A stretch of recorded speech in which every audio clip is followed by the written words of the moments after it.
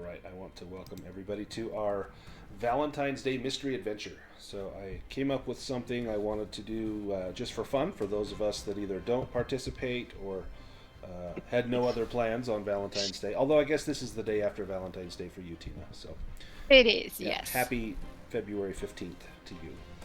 Happy Valentine's Day to Thank you. everybody. Thank you.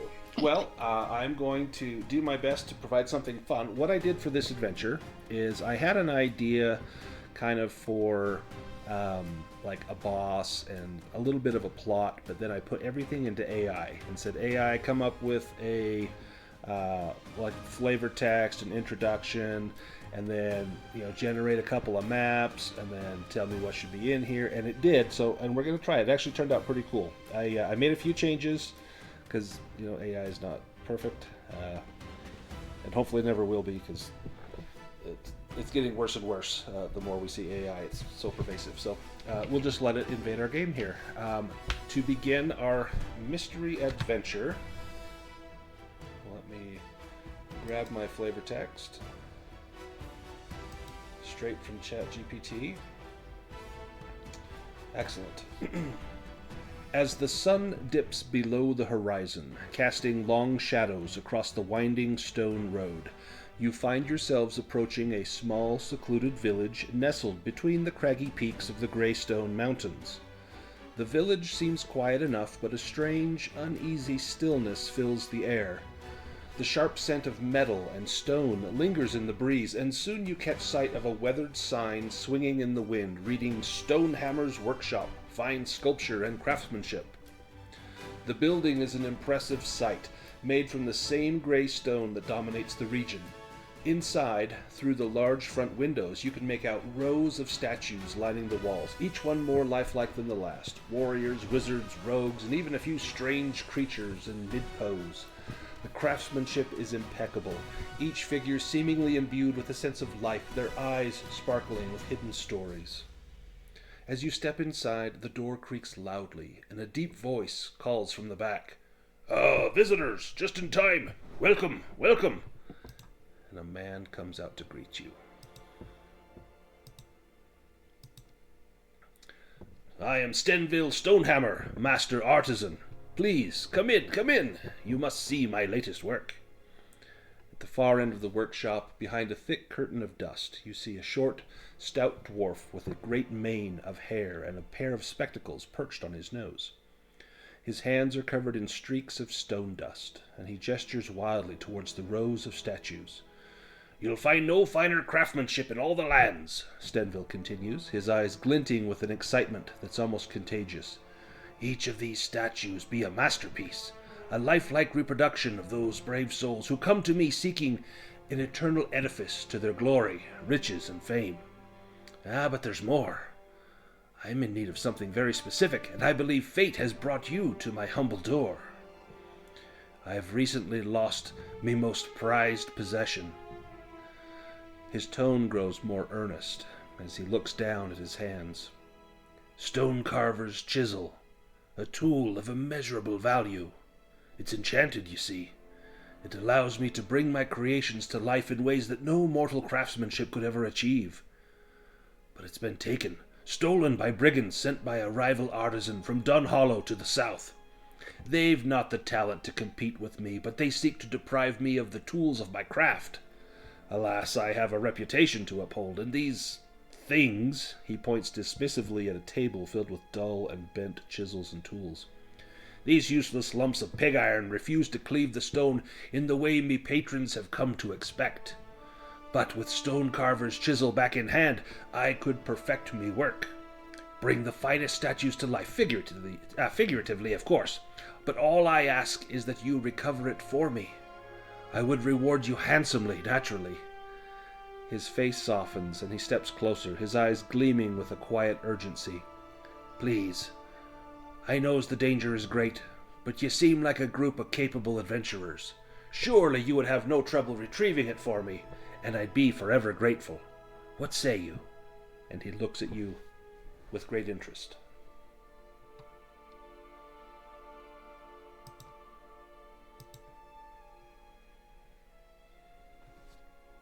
Warham will say, from one artisan to another, I know the importance of an artist's tools.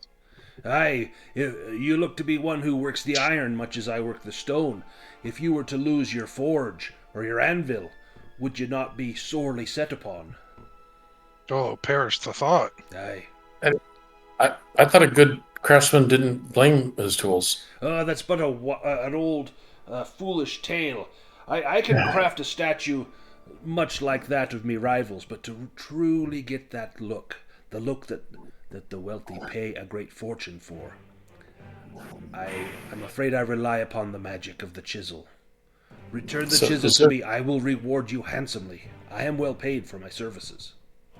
Is there some way I can like there's not an appraise skill or anything to look at the maybe statues? A bartering roll. I could let you do bartering or maybe crafting. Oh, my strengths. Yeah, looks like shit. Yeah, as far as you can tell, it's like, it's just a piece of rock and it's got a nose and eyes, but this one's unfinished, he says. I need to still work away a bit of the shoulder here and put in or hide the appearance of wrinkles while still giving an air of wisdom. You've seen one stone statue, you've seen them all. Hey, as long as there's money in it, sure, let's play. Ample money indeed. How does a chest of 500 gold sound? What's in the chest? Well, gold, of course. The chest is only worth about 10 gold, but there's 500 in there for you. I mistook what you're saying. Is that each? No, sir. I'm afraid I cannot go that high. But what I can do is I can promise you that I'll craft your likeness in stone. How does that sound? It'll be small. I cannot do a full size of you for that price, but a small figurine of yourselves. Yeah, you could fill up a fourth of a chessboard. Okay. Deal. Oh, fantastic, fantastic. You make sure to get my good side. Aye, and he kind of holds out his thumb and looks at you, squints a few times. Turn your head to the right, see? Oh, I'll begin now. I'll wait until you've returned me chisel before I put the finishing touches on there. A statue would be good for my descendants to remember me by. Aye, that you could take it back to them and forever they would, I dare not say worship, but they would adore this statue for who it represents, for your courage and your boldness. They would remember that Nash Roodheart brought much gold. Nash, yes, indeed. Would you be able to give us a map or detailed directions on where we're going? I've no map, but I can tell you how to get there. You see, these raiders are known to the people in the village. They fall upon us from time to time. Normally they ask but a small tribute in silver and baubles, and every now and then they'll take a horse or something, but this time they took something near and dear to me. I can replace a horse, I can replace silver, but not me chisel. These brigands, they hole up about 2 days from here. Over near where I quarry stone, there's the ruins of an old temple. In fact, I admit that I get some of my ideas from some of the old broken statuary out front. You'll see it and you'll know it. You see, I'm well known in these parts for crafting similar works to them. The people around here knows it. The old temple of Aegorina, they calls it. If you can go there, you'll find the bandits inside. It's a little fortress they have in there. But now, one thing to be cautious of is, folks say that place be haunted. So, do be careful, eh? Be on your guard.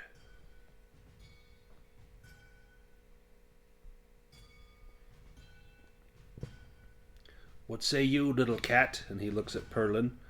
Are you bold enough to do this for me? Oh, yes, surely I am old enough, good artisan. Can I make a myths and legends roll to see if I've heard of this temple? Yes.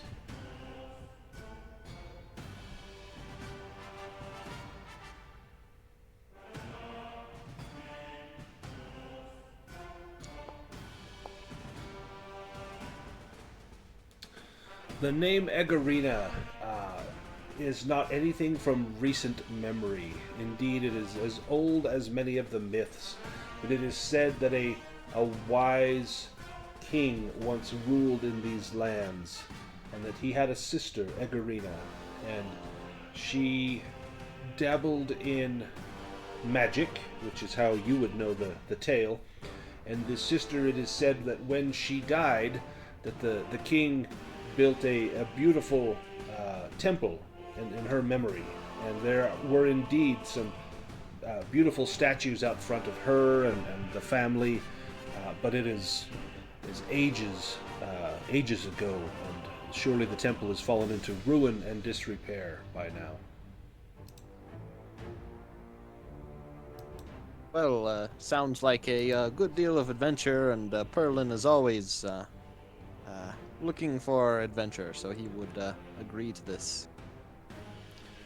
And you, tall one, you look quite frightening to me. Your longsword, does it cut true? He says to Raid Leader Radbag.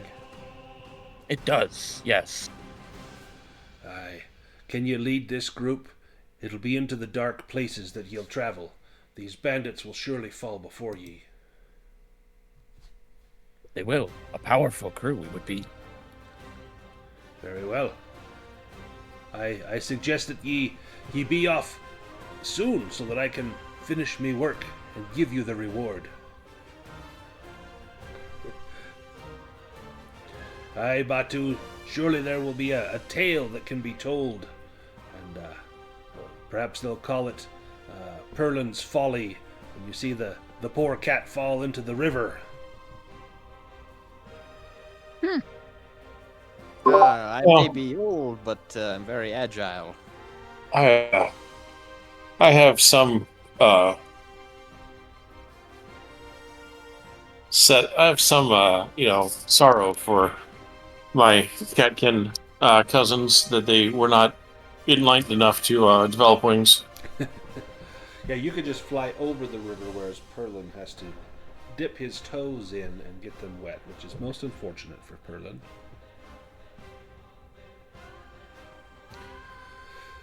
Your journey, if you're ready to go, will take you about 2 days. And during that time, I will need someone to make a bushcraft roll as you follow the instructions given to you. I have 14 bushcraft. Me too.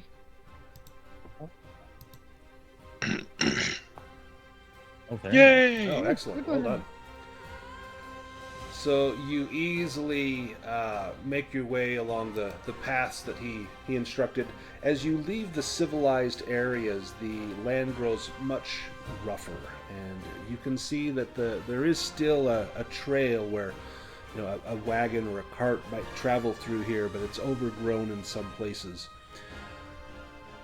You keep your eye out for any signs of bandits where they may have passed, or if there's any scouts or traps. Give me an awareness roll as you are following this path as well, please. Tweety bird. What does Tweety Bird do, Perlin? Yes, so Perlin chants a few words, and around him the song of one of his favorite foods starts to play, the songs of the Tweety Birds. Excellent. And in doing so, you get a boon on your awareness roll, just like casting the birdsong spell that Batu did. But it's very different.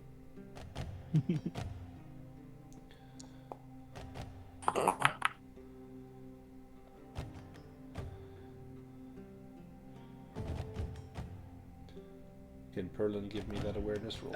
There Yes, we go. one Perfect. moment. Ooh. Tall actually is Perlin. Is Perlin small? Uh-oh. Is he a small cat person? He's old, I know that. Yeah, he's old. He's normal sized. I mean, I think cat people are shorter in the bestiary, so. Does He's Perlin sort of push this roll? Small, medium. Yeah. No, I think he's too distracted thinking about how tasty one of the Tweety birds would be.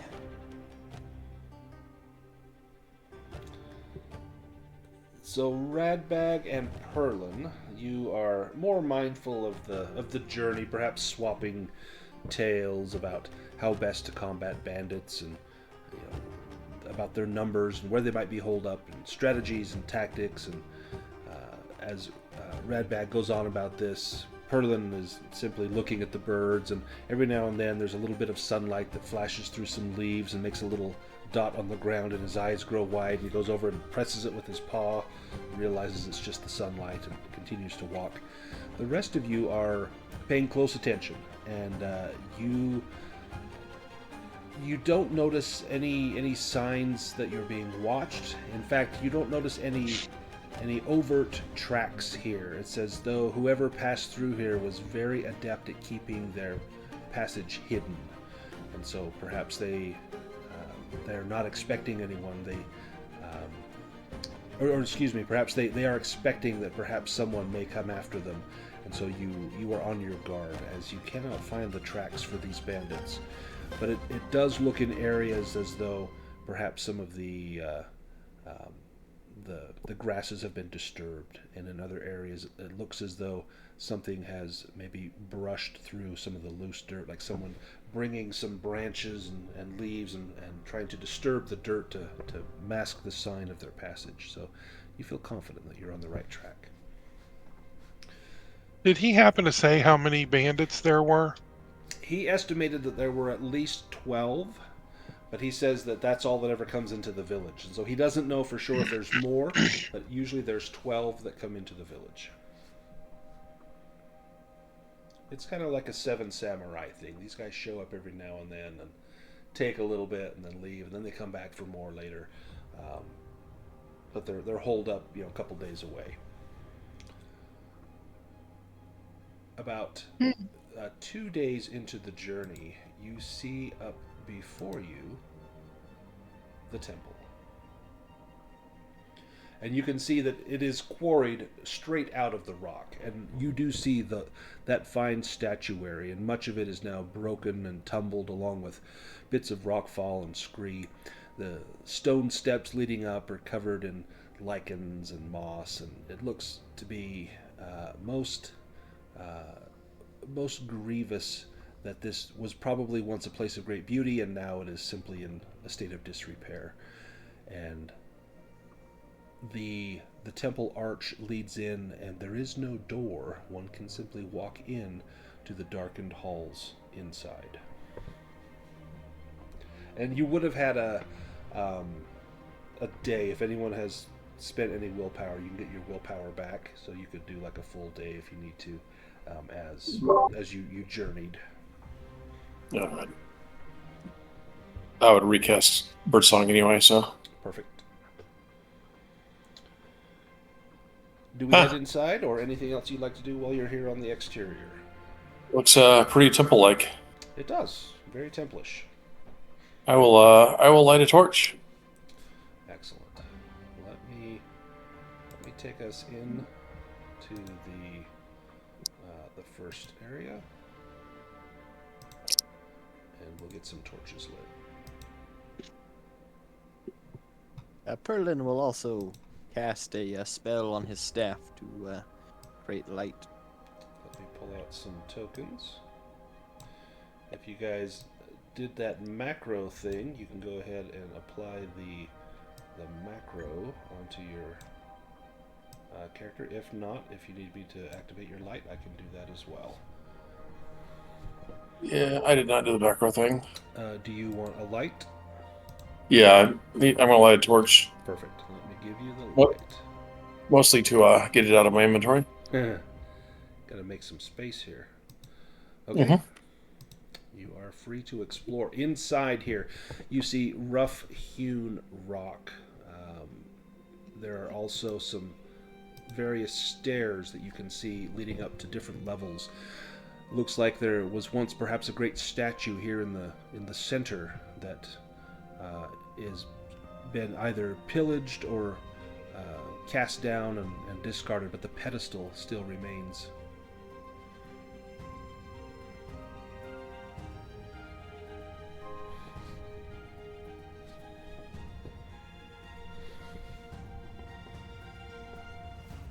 Look around the sledge, see if there's anything up here. Yeah, give me an awareness roll as you scan up there. And now, is anyone trying to be stealthy, or are we just charging through? Yeah, We've got torches. We've Yeah. got torches everywhere. I don't think we're going to sneak up on anything. And did you give yourself a boon because you have birdsong activated? It only works outdoors. Oh, that's true. That's true. And you are now indoors. The ledge looks like it is rough and crumbly. In fact, much of this ground looks as though it could give way at any time. Oh yeah, that song would be great. I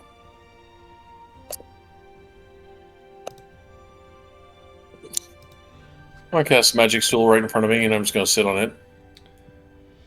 The small stool appears, and you begin to contemplate and wonder what could be going on in here. Although I can't move to where the magic stool is, but I'm right here now. Nice. Let me move you down. I think there's a temporary wall there. Let me pause it right here, because Radbag, something is aware of your presence. You can't quite see it. It's on an upper level. But I think it's time for a little combat. Let me get some combat music. You guys can go ahead and draw initiative cards.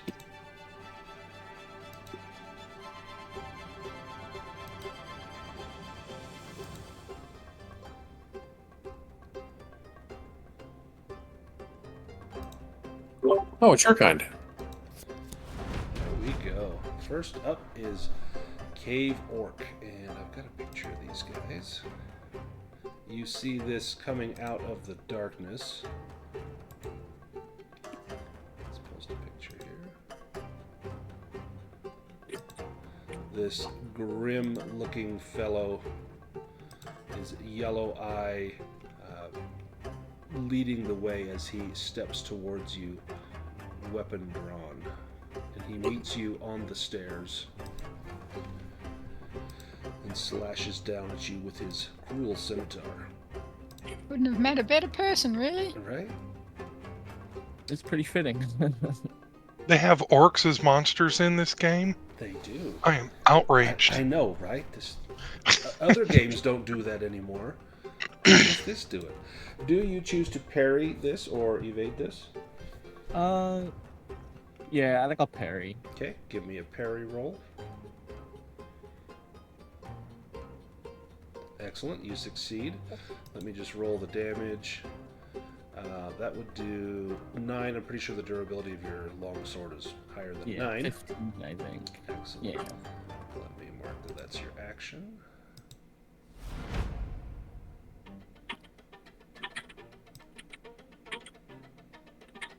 You can move 5. He's close, but since you moved down, he cannot get to you. Did not move down. I'm at the same level. Oh, you're up there on the same level? Yeah, I'm sitting on a magic stool at the same level. Oh, right. Okay, yep, then he gets you. He goes for you. Let me go back to him.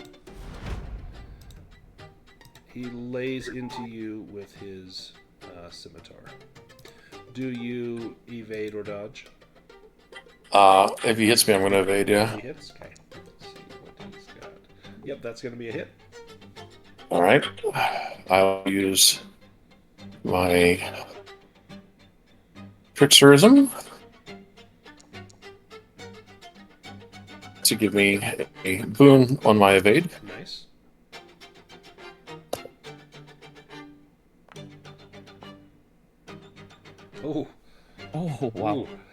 push that? I have to. Yeah. That's gonna make me angry. Now this would be a very short trip. Woohoo! Goodness. Oof. Thank goodness for boons. Excellent. So you probably do like a little somersault as he hacks the ground next to you, and maybe puts a little nick in your fine satin pants, and that's enough to just put you on edge. This will work.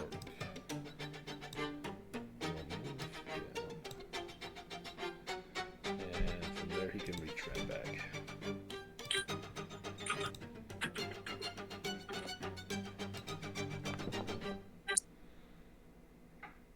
That And is a tough angle. That is a miss. Foreham, you're up.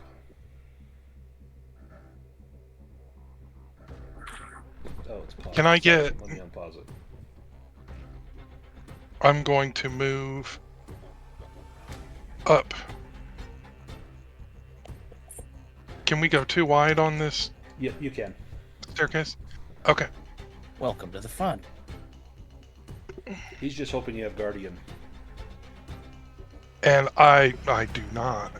I do have great big hammer. Or Weasel. Weasel would also work here. Yeah, that is a pretty powerful one. Oh, that was a dragon. Go ahead and roll damage there. That was a dragon? Oh, it was a dragon, then rolled to a 7. It was almost Oh. a dragon. It was super close. My damage button isn't coming up. I think you just rolled your hammer skill. I don't think you rolled your actual hammer. Oh, dummy. So you can just click on the Okay. damage button on your hammers.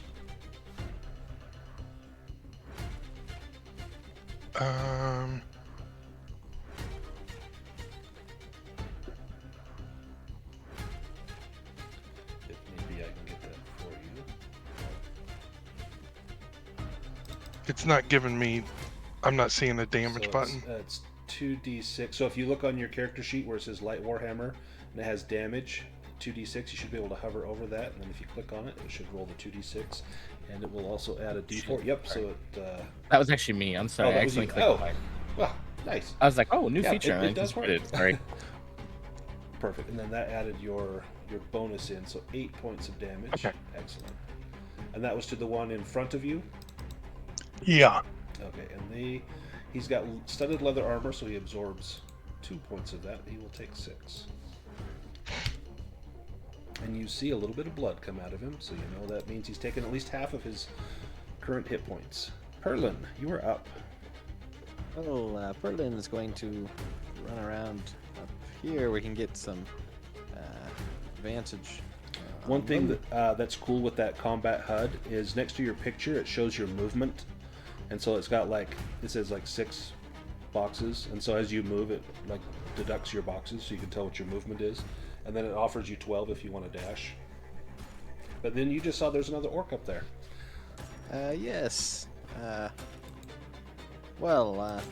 Being this new orc, Perlin will cast one of his favorites. A good old Sparky Spark. And what does Sparky Spark do? Yes, it makes a bright flash, a very sparky light that shocks his opponents, although it costs him a little extra willpower indoors. But Go ahead and roll damage. Nice. And I forget, does metal armor has no effect, I think? I don't Is that think what armor that is? has an effect. But I'm sure. There's something with metal armor. Sorry, I should. Yeah, if it's the Animus one, metal armor has no effect. Yeah, metal armor has no effect. The spell can be dodged or parried. But he has leather armor, so he will take 2 points. And then it would arc to someone next to him, but there is no one directly next to him. But you see this blast of lightning come down and just pound that cave orc. Radbag, you used your action to evade. Yeah. Batu used your action to evade. We go to the this new cave orc, the one that got zapped. He is going to go down and Attack him a little Perlin.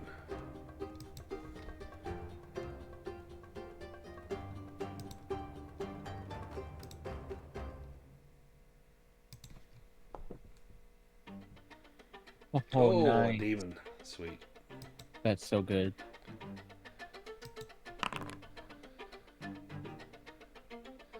Weapon cuts so deep into an object that it gets stuck, so his scimitar sticks in the stairs. There's a crack in the stairs and it gets stuck in there. Nash, you are up. So, do these count as monsters? These are not monsters. Okay, so she can cast Ensnaring Roots. She might, if she casts it on this one up here, does that give Batu a chance to possibly get out of range more easily? I think ensnaring roots just means that they cannot can't move. Yeah. I would say it gives him a boon to get away on his evade roll because it'd be harder for them to All attack right. him. So I will just cast it at power level 1. Okay. This is my first time casting a spell Well, there we go. online. So. And it went And through. it's a 5. Yay! So Good job. He gets to evade, but with a boon because it was only level 1. Alright, let me roll his evade. With a boon.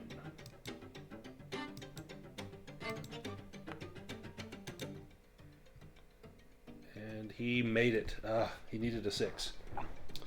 Baga. So, very close.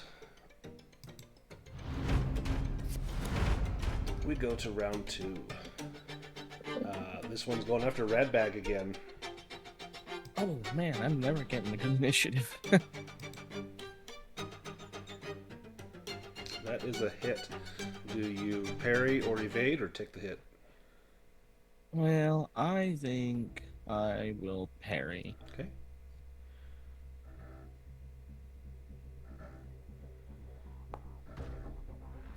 Nice.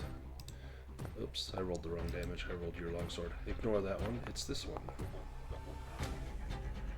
So the 7, which your longsword would be just fine with that.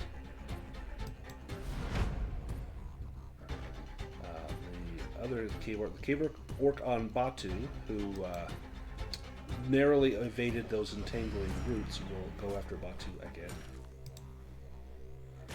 Sure.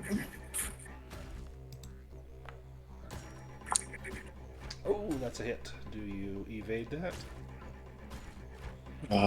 So yeah, once again, invoke my Tricksterism to give me a boon on my evade.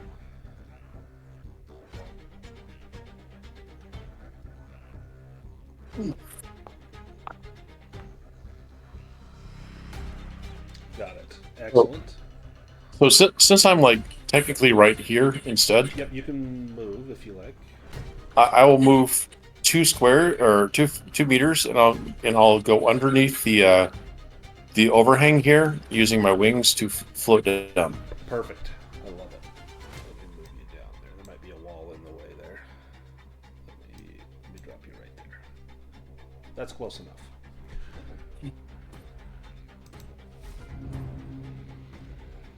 Perlin, your turn. Yes, Perlin's going to use one of his spells of his own creation. He's going to take out an extra large handful of his catnip, and he will throw this cloud of catnip at this orc, chanting some magical words, and a large cloud will appear, and he'll need to make a will roll, or he'll be ensnared and mesmerized. And is that a will roll with a... With a Bane, because that was power level 3. Okay. So his score is 8. We'll give him a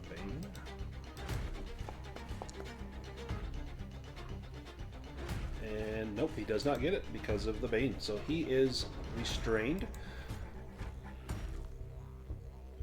Do you move away? Yes, I'm going to... I will give you a boon on the evade roll because he is restrained.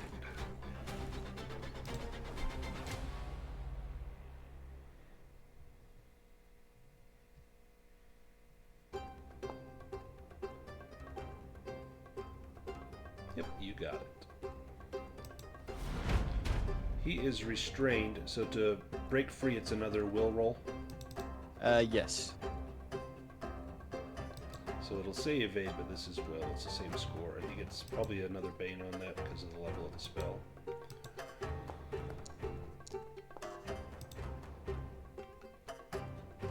The 6 will succeed. That counts as his action, I would assume.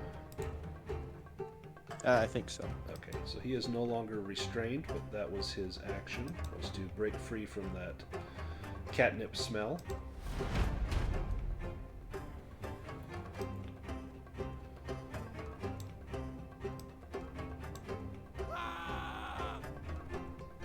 Oh, he fell into a pit.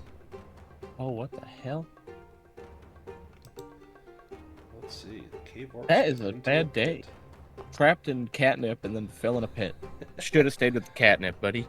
8 damage. See if he can make an acrobatics roll. He needs to beat a 6 on this.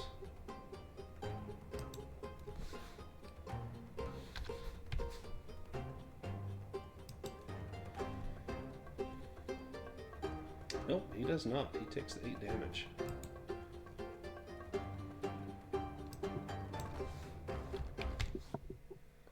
Let me put him in the pit. That's some good catnip, man. There we go. Batu, you used your turn to evade. Forehand.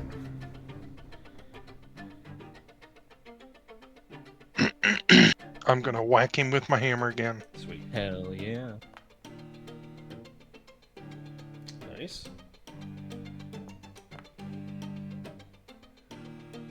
Ooh. This might finish him off. Yeah, that will finish him off because he had,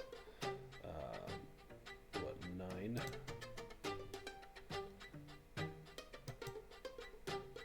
Excellent. Well done. You got him.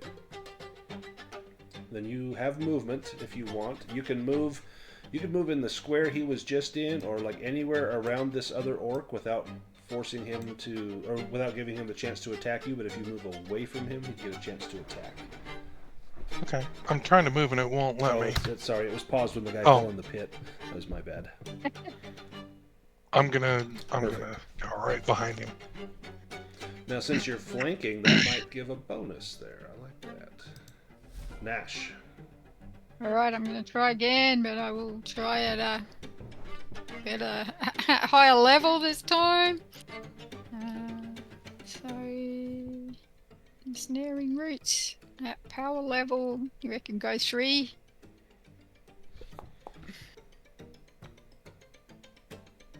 Okay, so that succeeded. So now he's got a bane. Just like the kitty nip. It's almost exactly like the kitty nip. Except this time it's all like ivy that crawls up his body.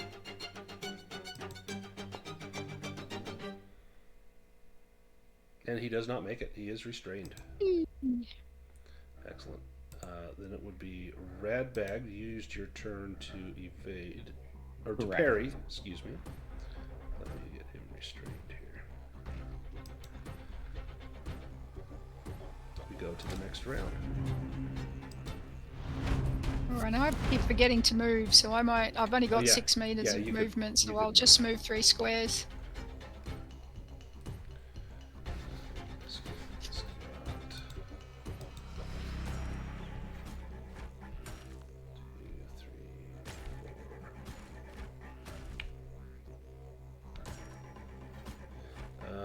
Shoot, he would have to double move. He's gonna stand his ground.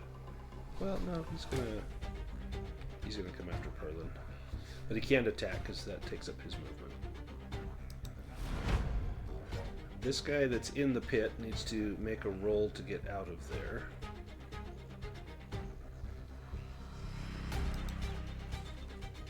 He needs to beat a 10.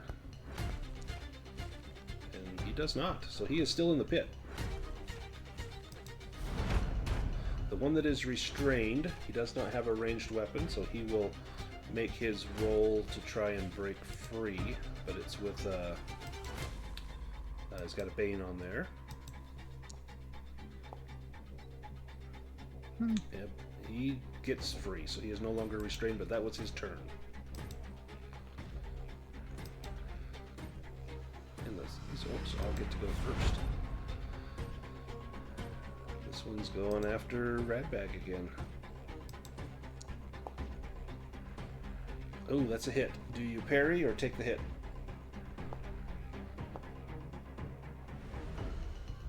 That was a parry, yes. Got it. And let's see what the damage. What is the durability of your longsword? 15. 15? Yeah. Then it would be your turn. Now it's Nash's turn. Okay, so Nash is going to use Body Slam, and she can do a dash before she uses Body Slam, so she's only got 6 squares of movement, but I think she can get to this guy with that. If she just like pushes Perlin aside as she goes charging towards him, and she's going to use Body Slam. She's going to try to topple him. Sweet.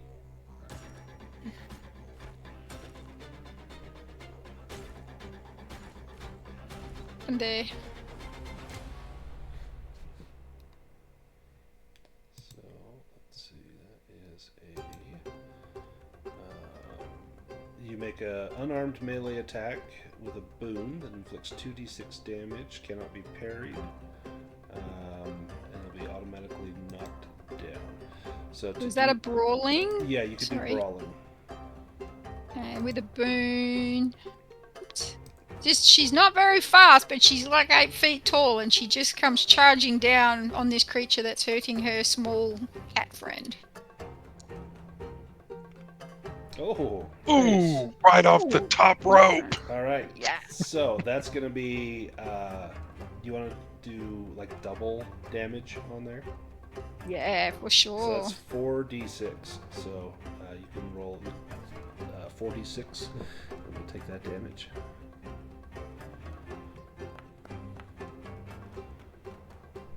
Okay, 15, and I think he's toppled. Oh, I'm trying to think. There might be a save there. Worse than that, he is actually dead.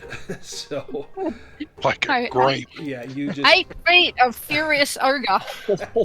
you Damn. clothesline him, and his head just pops right off. I love her. Batu, your turn. All right, seeing the wisdom in hiding behind the ogre, I'll come over here and then I'll shoot a sling at the cave orc Nice. that was harassing me. Nice. The one up on the ledge. Mm-hmm.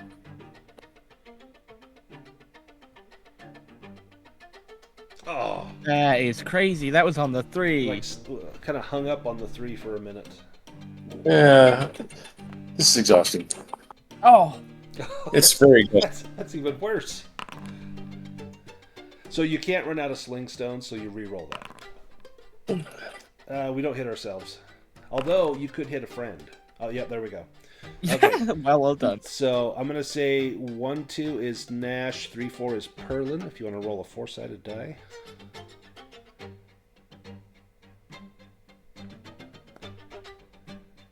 Nash. Well done. You saved us. Wham! Maybe you didn't realize how tall Nash is, and as Nash stands up, your sling stone goes off. Go ahead and roll your sling damage for me, if you would. I think it's 1d8.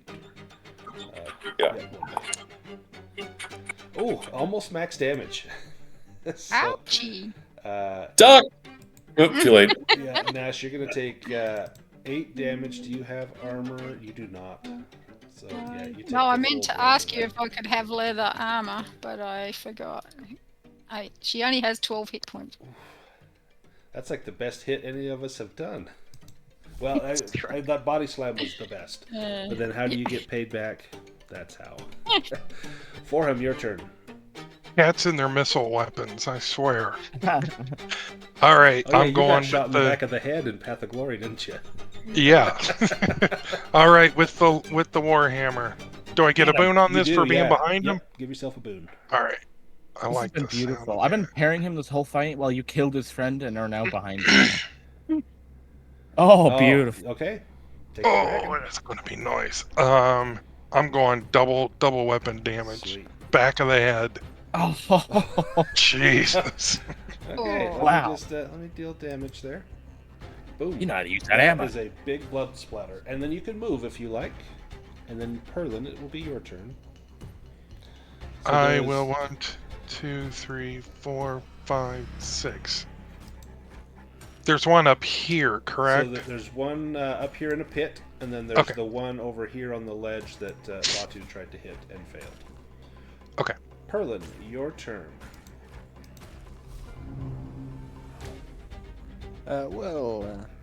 Berlin will cast Sparky Spark at this other orc. The one on the ledge.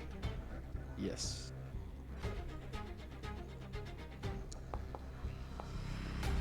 Oh, Uh-oh. well, maybe Perlin forgot the words. It was a little exciting casting it the first time, and You feel the hair, I was going to say on the back of your neck, the hair all over your body start to stand up.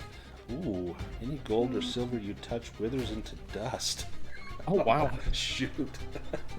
You're not carrying any gold or silver, are you? If it's in a pouch, you would be okay. I You probably have some think I have, silver. like 8 silver. But they're in a pouch. As long as you don't touch it, you're okay. But Dang. no gold or anything. Nash, you're up. So our only enemy that she can see is the cave orc up here. Yep, up Is on the that ledge. right? Yep.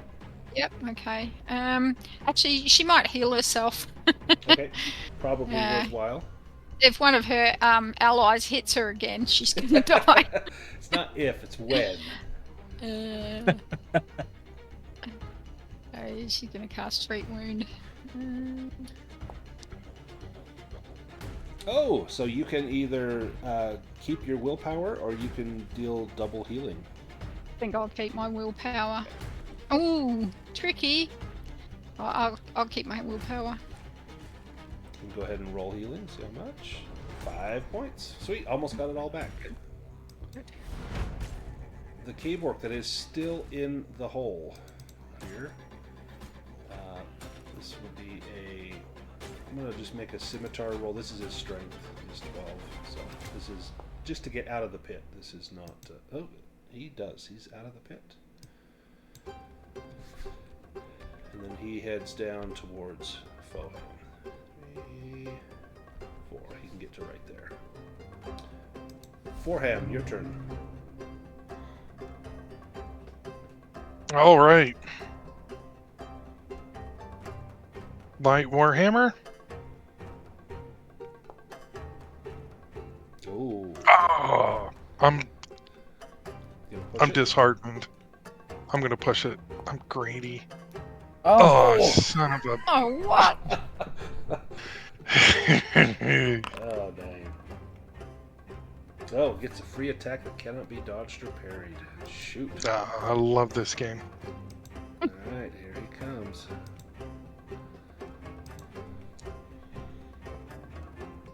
That's a hit. Wow. 13. Do you have armor? Yes, I have leather for 1 Okay. by Odin's beard. You're almost down. Radbag, you're up. wow. I was like, well, I'm Boham's got it. I'm just going to head over to the other side, but Are you afraid I was going to hide behind you this time? Yeah, he's gonna let someone else kill him first.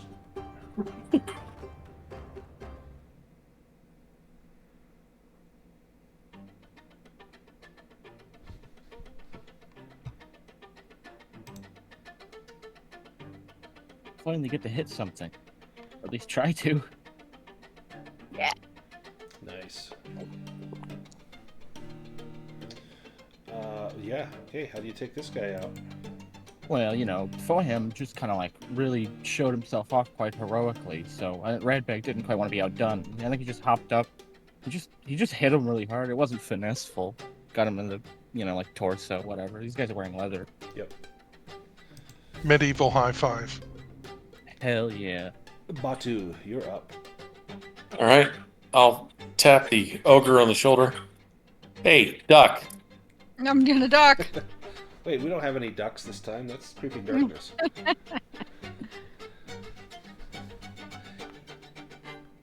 he is going to evade, which will be an act of What? mercy, since that did so little damage. Can he evade if he's entangled or whatever? Is he? He got out of the entanglement. Oh, did he? Okay. Yeah. So he evades, so he doesn't take any damage, but that's going to use up his turn, so he can't come down and kill you. And then it is Perlin's turn. Well, Berlin is a little hesitant to cast another spell after that, so he's just going to, considering he doesn't have a ranged weapon, he would like to cast light on this orc here. Considering that they are cave orcs, I'd imagine their eyes might be sensitive to light. Yeah, I would think so. So hopefully that will perhaps give him a bane on his attacks if he is blinded, if I cast it right between his eyes. I like it. Do you move at all? Yeah, Berlin's just going to move back a little bit.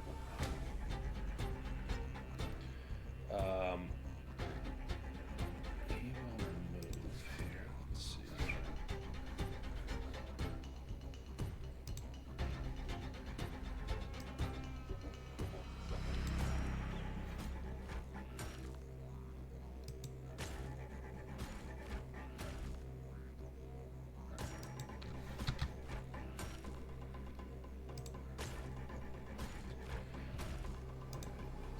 Oh, having some ruler issues here. Two.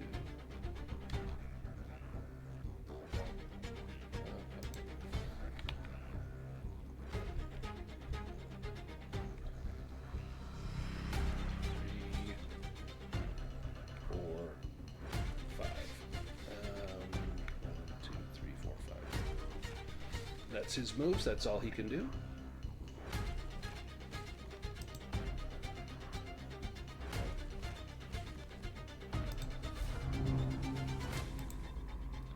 Perlin, you're up.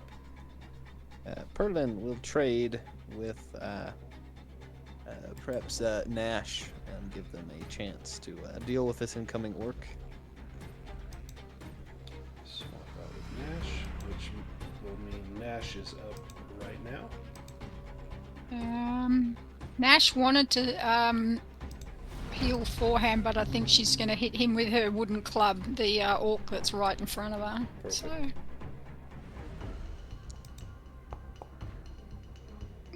That's a miss. She's disheartened.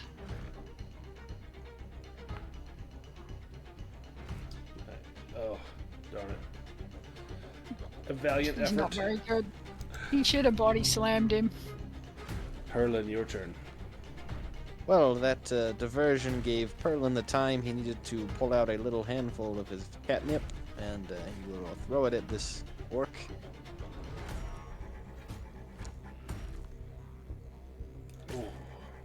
I think Perlin's a little exhausted. He's old, so this has been a lot of Been doing a lot of scampering about. yes. Oh, there we go. Okay.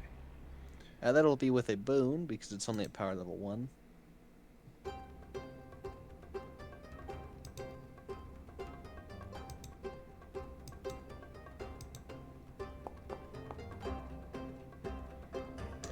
He managed to avoid it. He's wise. You guys have caught him once in the roots, and this time he was able to avoid it. Batu.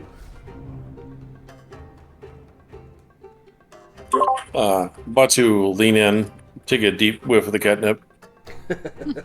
Like, oh yeah, that's the stuff. And then,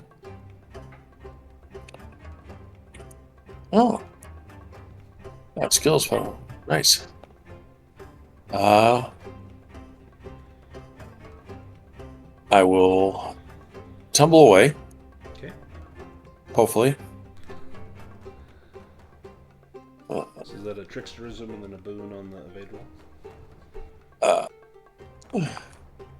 So tricksterism. Excellent. So that makes me tumble. evade with a boon. Good enough. Nice. You succeed in that.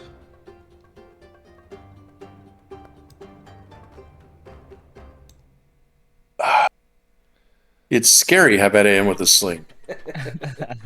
Yeah, me with a club. There we go. Whoa! Oh, All of it. Yep. You had to get the distance right after hitting Nash, and now you know exactly where to send it. Okay, hang on. That's not right. He should have taken 10 damage. Let me give him 2 more. I don't know why it took off. That his armor's 2, not 4. There we go. He's almost down. Red bag. Yeah.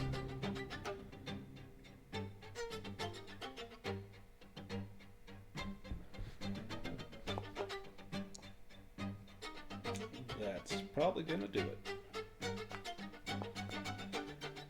Even with a bad roll. Even with a bad roll, yeah. He That had excellent slingshot. It was just a mercy 2 killing, hit really. points yet. Excellent. And let me just end this encounter. Oh, whoops! Accidentally refreshed the page. Sorry about that.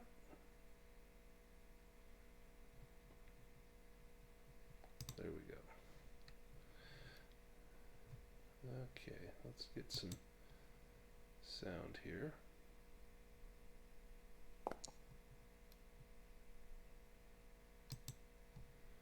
Does anyone need to do like a round rest or a short rest, or you can search these bodies? Can I heal Forham? Well, it looks like Perlin just licked Forham's wounds, healing 11 points of damage. I can go ahead and try Whoa. that. Well So done, the all right. Perlin, he will I'll- go up and lick the wound and then chant some magic words, and it has a healing effect. A wise and powerful wizard. I'll definitely search the bodies. As you give the bodies a search, these definitely look like these could be bandits. They've got militaristic gear, the studded leather armor, scimitars. Nothing's really nice. These aren't wealthy bandits. These are probably starving bandits, as it were. Your spot hidden failed. Do you push that spot hidden roll? I'm already angry, so no. What about Radbag? Do you push that spot hidden roll? Oh,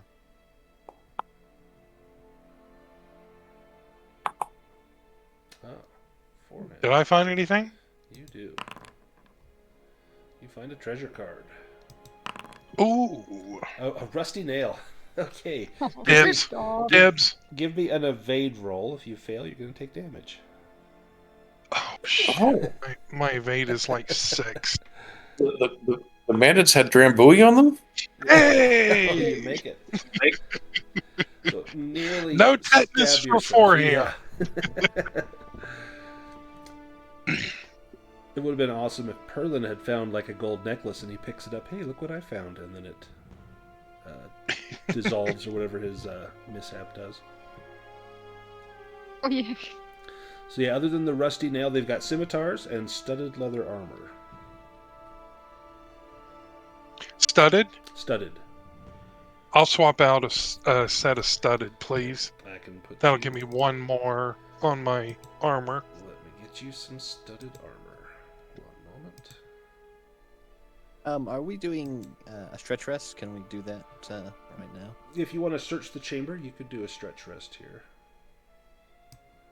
Can I wear the studded leather underneath my Jester's motley? It would look a little bulky, but I would think so. All right, then I guess I'll take that too. Perfect. Anyone want a scimitar? No. Okay. I don't know, maybe. I can give you. I mean, I'll take one. Yeah, you can decide what to do with it. Well, stab and slash people with it. That's what you do with it. Yeah. Let's get you a scimitar. Well, we're doing this. I've got my puppet out, which happens to be an ogre. Does it look like Nash? It doesn't, but yeah, oh, look at me! I'm an ogre. I get hit in the head with rocks. Everyone laughs Nash except is for just, Nash. Nash is just Yeah, she's just sitting on the scratching her wall head there, like, resting what? resting her old bones. Like that guy. Go choke on a fur ball, right? There are signs of passage in this chamber. It looks as though up the stairs, kind of up here to the west, it looks like there's a lot of footprints leading up there. These ones are not hidden. Be pretty easy to get up there. Be unmistakable where they're going. They're going into that large cave. What's the roll that makes it so the torch goes out when you throw it down? It's a 1d6, and on a 1 it goes out. Okay, I guess my torch went out. Can it be relit or is it gone? I think it's gone. Okay. So your torch is gone. Perfect. It did its job. It got out of my inventory. Guess I'll stick next to someone who has light now. Unfortunately, I do not have light. I do have a torch if nobody else has one. Perlin has the light. I've got a torch. All right. Alright, let's hold off on using mine then.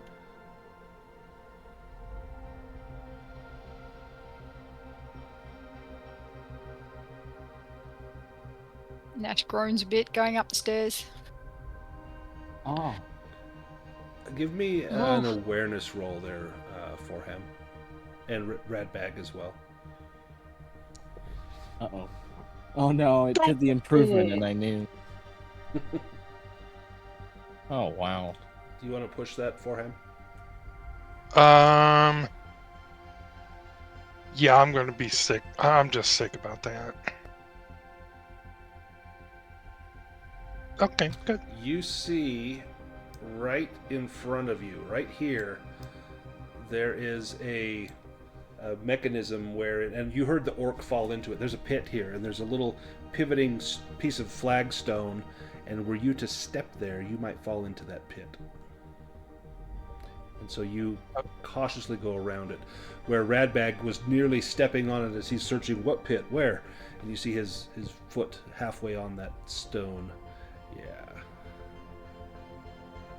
There you go. Now if you go up, then you will avoid that pit.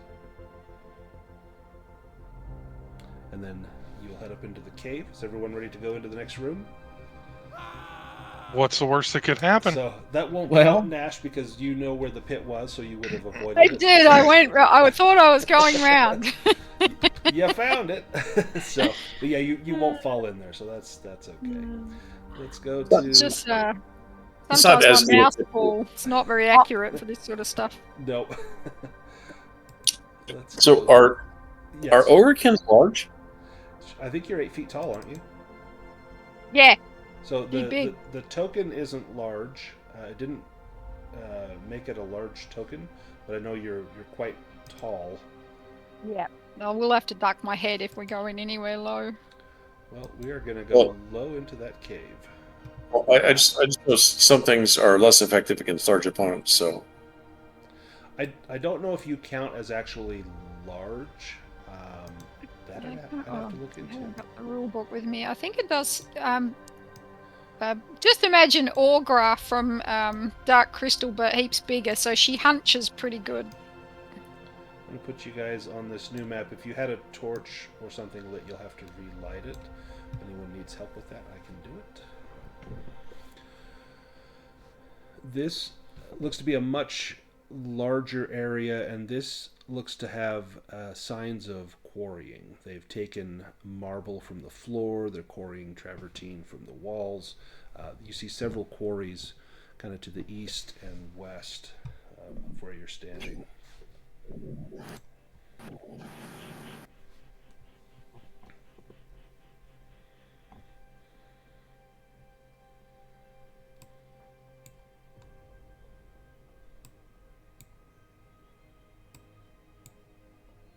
Boy, this place is just crumbling.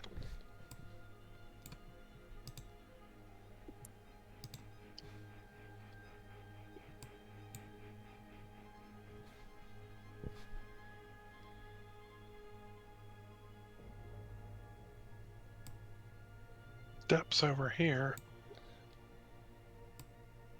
Right there. I'm going to pause it. You see something there. Let me show you what you see.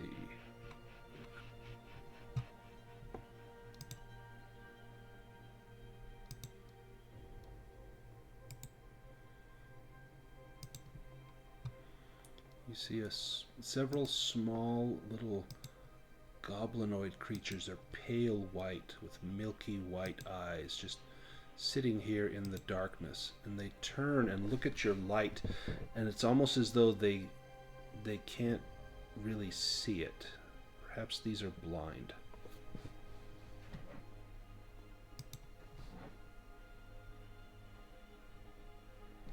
I'll pause it for you. It's easier to move around that way. Would Nash know anything about these creatures? Give me a beast lore roll.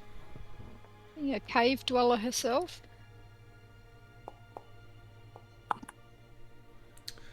You've heard of such things, and that they are carnivorous, and that these things hunger for flesh, and they will gnaw the bones of anything that falls under their grubby little hands, cracking the bones to suck the marrow.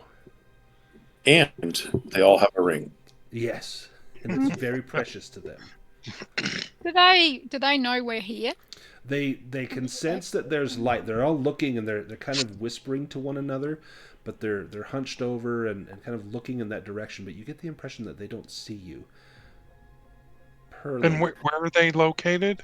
So they are just down here in this darkness. Oh, okay, I see. And Perlin, you know that these things have an excellent sense of smell, and that they... And as you realize this, you see them sniffing the air and becoming aware that there is a new presence nearby. Well, I will relay this to Radbag and Forham, and let them know that they can smell them, though they likely can't see them. Nasty little beast. They might be friendly. Perhaps they would like a game of riddles. Hello. Have you seen any... Oh, never mind. You hear them What's whisper, in my pocket? See? What We're is looking for bandits. bandits. Oh, come closer so that we may talk. And he begins to sniff the air. I have not smelled your kind before. You smell of cat, but with wings. But better. Yeah, I know. Yeah. And I get a slight trace of catnip on me, but that's for another reason. Yeah, that's Oh my gosh. an old habit that's hard to kick. Yeah, you see that there are more of these things, and they begin to stir about and get somewhat agitated. Hi. So we don't mean to disturb you or anything. We're just looking for some people that stole some things and then came into here. They were trying to take it back, and then we'll leave you alone. What is this place anyway? This is the Grotto of Aegorina. She rules here. You should speak to her if you are seeking to reclaim something that was lost. Yeah, stolen more than lost. But where can we find Aegorina? And you see him kind of move his head around, and he points a hand to the north, south for Tina, and says, you'll find Aegorina through there. and then in dark places. And everything here is dark to you, so you wonder what that might mean. And like, can you give us any information about this Aegorina? Like, does she like flowers? Long walks on the beach? What are flowers? They smell nice. Ah, you smell quite nice. You smell Thank you. tender. It's Very it's. tender.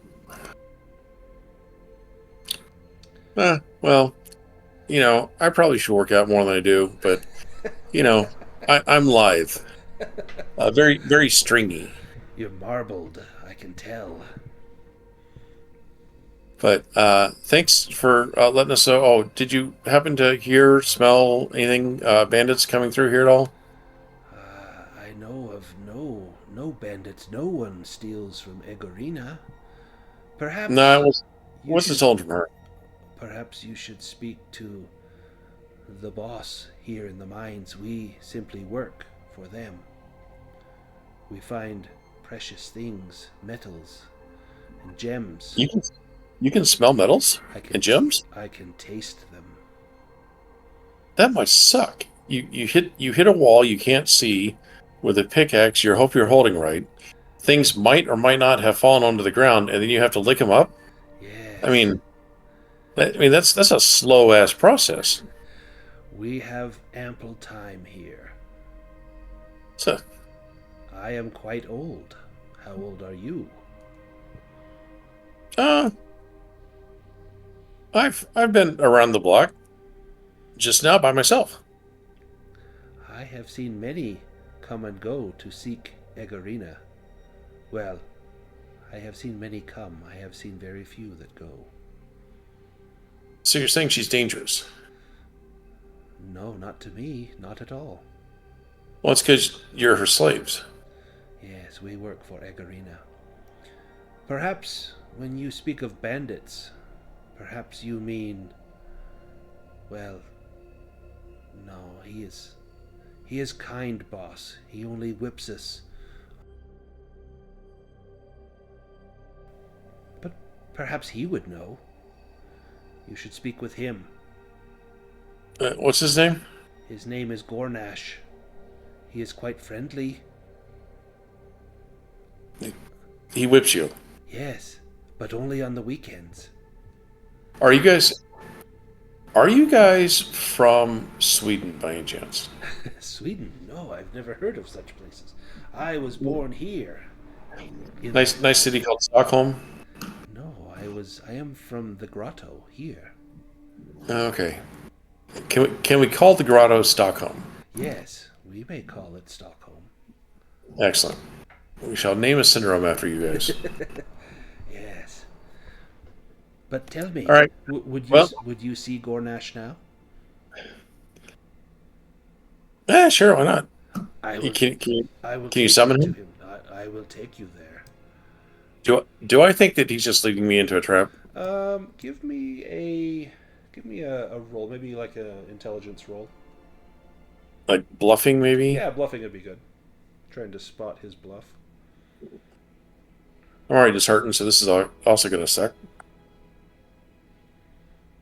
Oh. Sure, why not? Let's become sickly. Oh. Okay, well. Totally honest. I believe everything he says. Absolutely. All right, lead. In fact, you hand him your personal belongings if he offers to carry them. All right, lead on. He slowly crawls out of the cave and begins to head north. Come now, quickly. And he cries out, Gornash, I have brought more to toil in the mines. Wait, no. We're just here to ask you some questions. You hear a gruff voice from just outside the range of your light say, Excellent. More for the whip. And let me pull us into another combat. Wait. He lied to me. He did. Let me get that there. let's get some battle music. Let me combine some of these bad guys so we don't take up all the cards.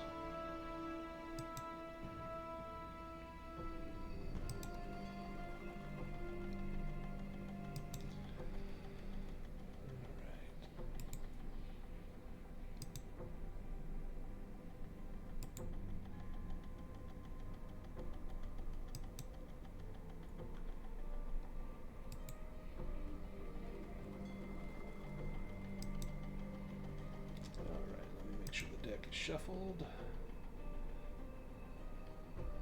Perfect. You guys want to draw initiative cards? You may.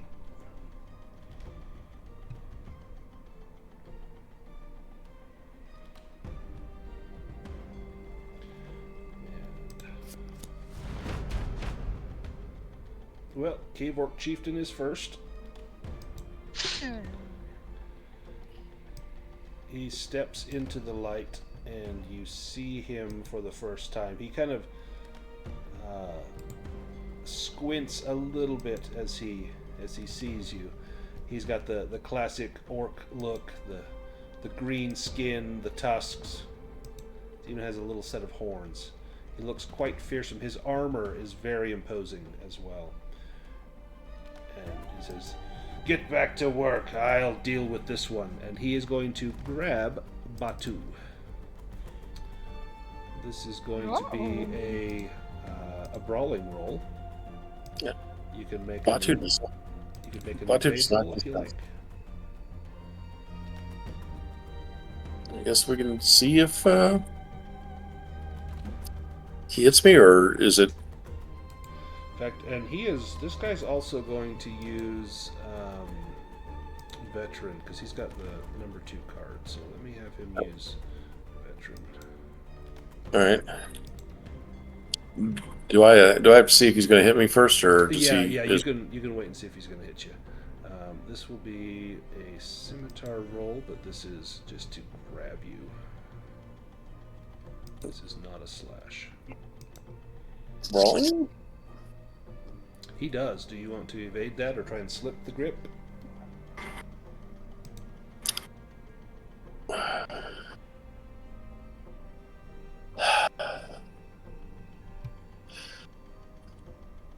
Yeah, I think I have to. So, tricksterism again. Mother. Oh, nice. Oh. Nice. Yeah, that's a good one. I just saw the thing pop up. I'm like, oh, great. Been a while since you've seen one of those. Yeah. So that's called a dragon.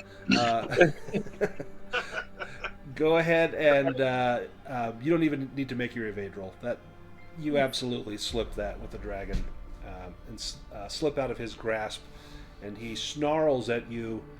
We'll do this the hard way, he says. I can't because the game's paused. I can't move. There, now you can move. I'm just going to go back one here. There we go. We should have at least gotten a chance to do some skibbity scaps. Yeah, Oh wait, I want to roll just in case. Okay, yeah. Because I think if I get a dragon on an evade, I get to punch him in the nuts or something. Oh yeah, let's do it. Oh No. The 4 is still pretty dang good though. It's a shame it's not Vason. Yep, that would have been fantastic. And this cave orc comes up, and that spent his whole movement to get up there. So he gets to swing at me though, or is it double move? He double moved, so he had to do his whole action to get there. And Radbag, you can see one coming up from the west as well, out of one of the little mines.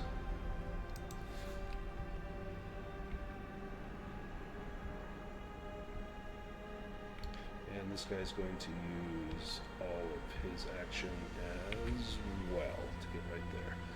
Batu, it would have been your turn, but you evaded. The little cave goblin.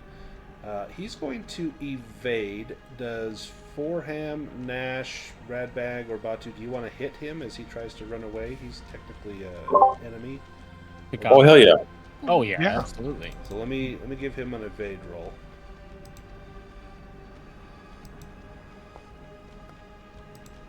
Oh. Never mind. Okay. Oh, you little bastard. Oh. Yeah, he in fact he slips through Nash's legs and heads back towards the cave. Just goes right What? between your legs. He might actually get a free attack. Slippery little shit. Let's see what then he paid. Yeah, I think he might. Let's have him make a roll here. It's going to be to stomp on Batu's foot. So it'll say a spear. He doesn't have a spear. So he's going to stomp on your foot. It'll do 1d6 damage. Nope, he does not. Like twist his ankle. Yeah, in fact, he probably drops his spear. Yep, so his spear... So maybe he does have his spear, and he drops it right there at your feet. So if anyone wants a long spear, there's a long spear right there. It would take an action to pick it up off the ground. Perlin, you are up. Berlin is going to look around for an improvised weapon. Give me, I think it's an awareness roll.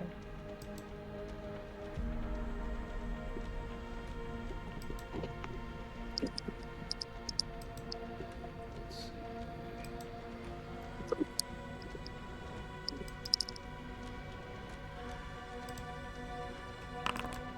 This is the first time I've seen this used. Improvised weapon. Yeah.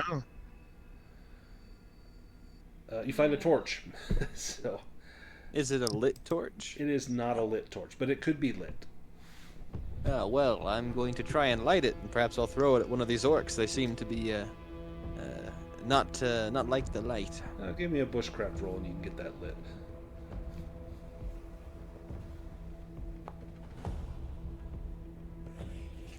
Nice. So you have a lit torch. Let me just drag it onto your character sheet as you find it. It's too bad it wasn't the vampire bats or the stalactite or any of those other awesome things. And you should have an extra... Oh, didn't give you an extra torch.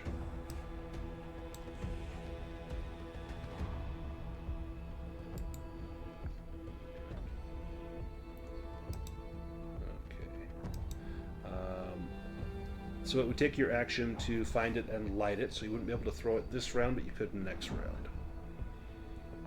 Nash, you are up. Nash is going to charge at the orc chieftain. Okay. Yeah. And body slam. Oh, nice. It's too fun.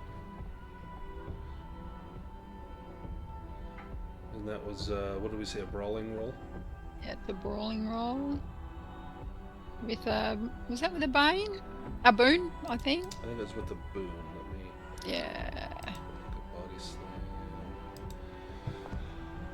Yep, with the boon. Okay. 2d6 So that was- bludgeoning damage.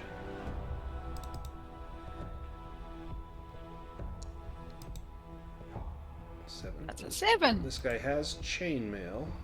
He's going And she is going to, I think, if there are any sort of ordinary humanoid shape, they are automatically toppled. Yep, so he is knocked prone, so this bodes well if anyone wants to hit him. So while he's prone, Yep. you get a boon plus do an additional 1d6 damage on a prone enemy. Oh. From the darkness steps this figure. Let me send you a picture of this guy. Good timing on the music. Uh-huh, that was perfect. This orc has a silk tied over his face. And he looks at everyone assembled. And he points at Radbag. Oh, let me target you here. You didn't have to make it personal. Where's his spells? There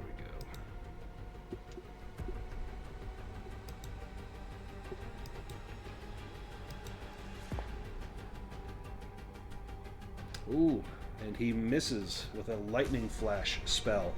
The electricity arcs and strikes near you, but not enough to to cause any damage. Foreham, your turn.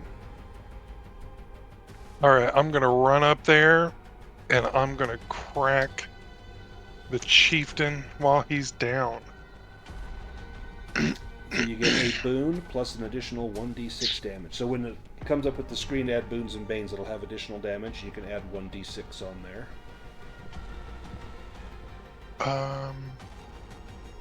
It doesn't give me that. It doesn't give me that option. It just gives me boon.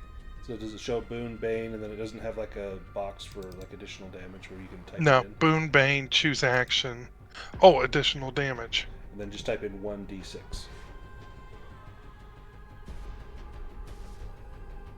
And then it will calculate. It just gives me the... Oh, okay.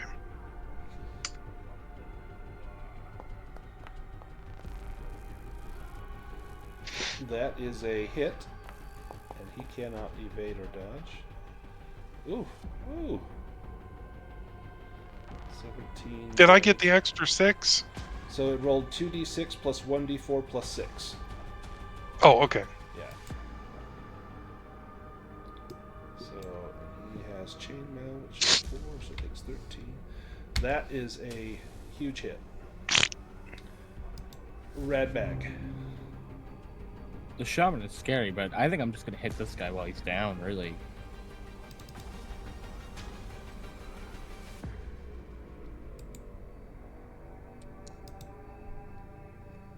Oh, wow. Hey, a dragon.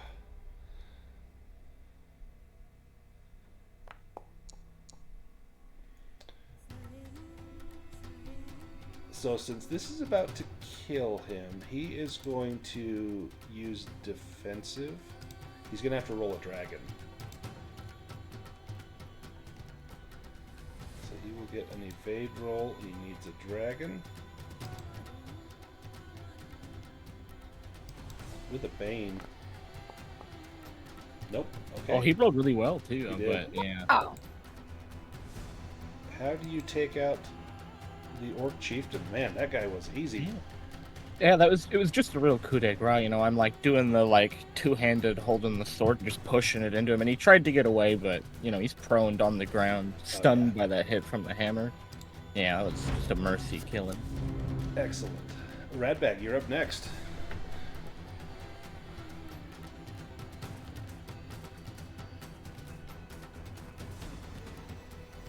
Oh, okay, jeez. Now, we do got to worry about these orcs, but the shaman's pretty scary.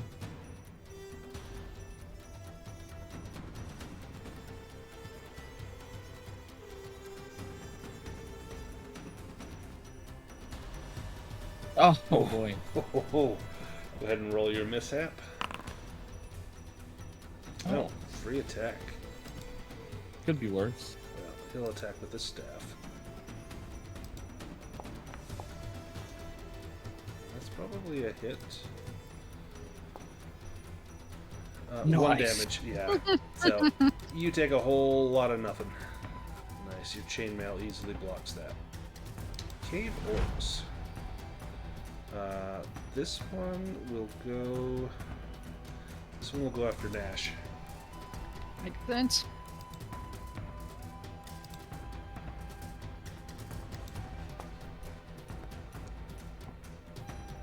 Man, that is a miss.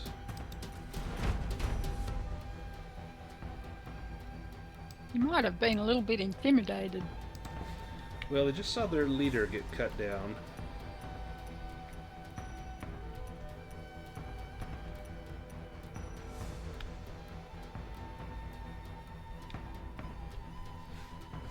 He can move there, but that's a dash, so he can't attack. This cave orc will attack Batu.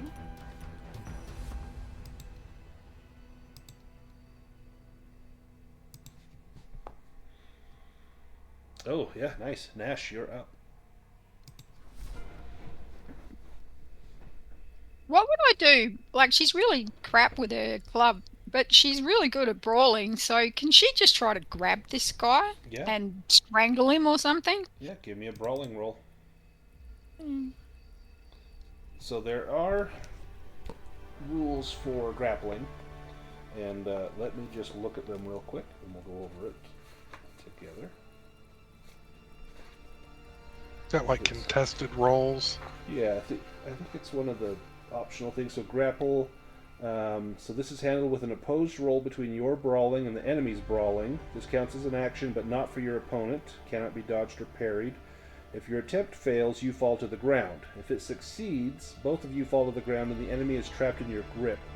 As long as you maintain your grip, the enemy can neither move nor perform any action that requires body movement except trying to break free. So he'll have to make a brawling roll.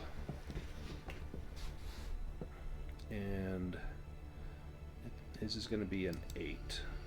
So it'll say evade, but this is his brawling. And nope, so you knock him to the ground and you're on top of him and he is restrained. He's got 8 feet of ogre on him. And she is trying to strangle him, so she can't actually do any damage though, doing that. With this, it's not damage, but I'll let you roll a 1d6. That's an unarmed strike as you are pummeling him and bearing him down to the ground. So you can do 1d6 damage. Ooh. Nice. But he's now toppled. So. Yep, he is now toppled. So again, hits on him will be particularly good. Forham, and then Perlin. Since this is almost the end of the round, I'm going to step up here, and we need to take care of this shaman. Yeah, he's coming up after Perlin.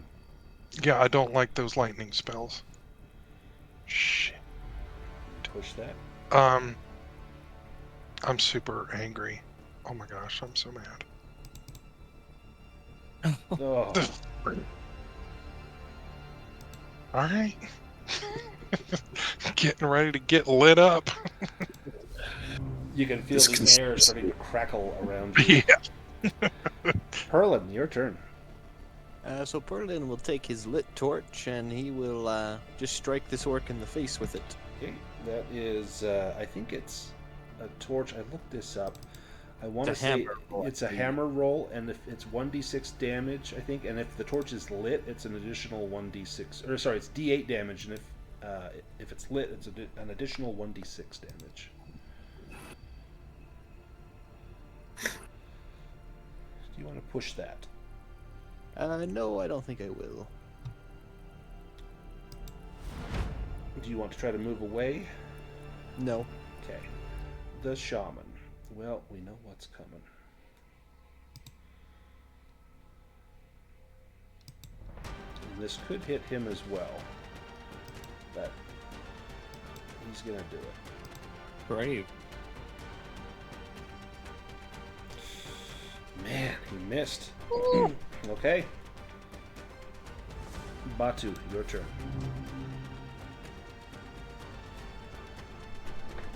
Batu is very, very wanting to go over and hit the goblin. But I got this brand new shiny scimitar.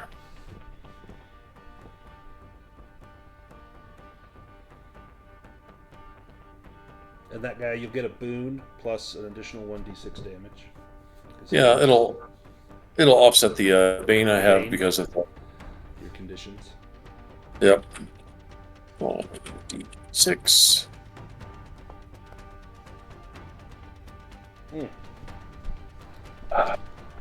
Not gonna push. Yeah, it's tempting, but then you'll start taking damage if you take more conditions. Yep.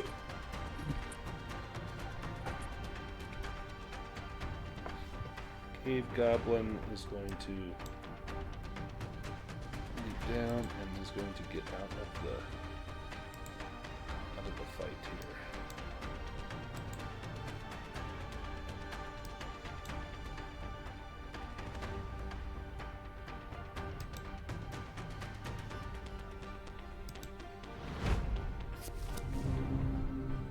Perlin, you're up, and then Nash. I would like to switch turns with whatever turn this orc is on. That orc is on. The orc that's in front of you. He's on 4. Yes.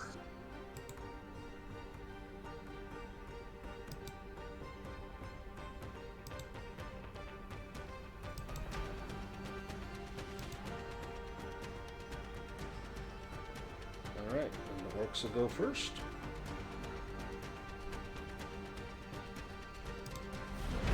Let's see.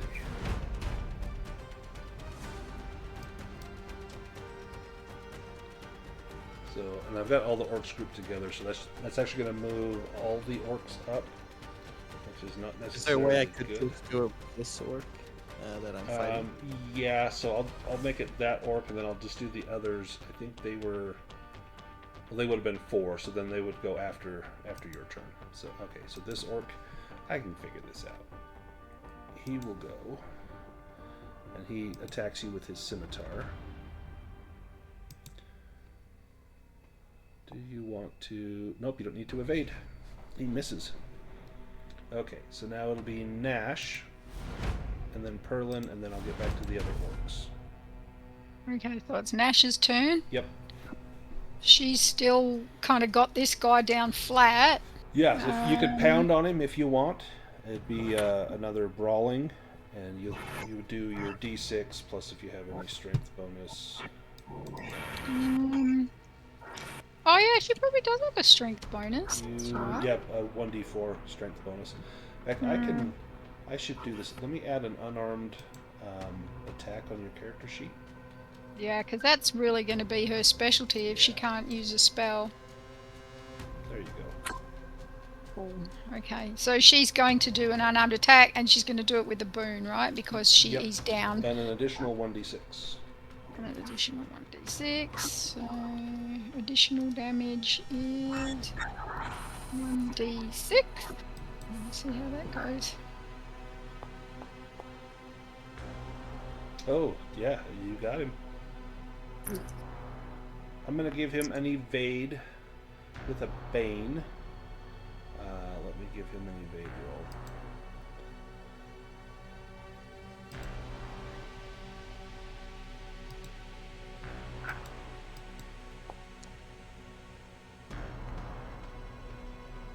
Nope, so he takes the damage. Takes 7. Nice. See blood gushing freely. Perlin, you're up, and then there's only one other orc that will go. Well, Perlin will look for an improvised weapon. Perhaps he is disheartened at being attacked by this orc. Oh.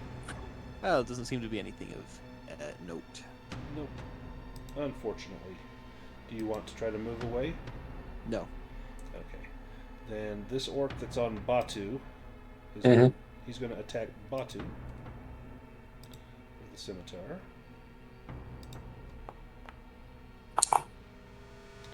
And that's a hit. Do you evade?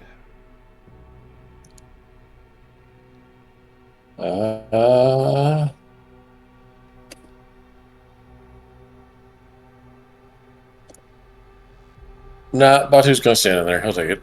Alright. Oh, not bad. 6 damage. Yeah, so I take 4 because I put on that You put on the studded. armor. Yep. I'll let you assign that to yourself. Got it. Now, it is Forham's turn. And then the shaman.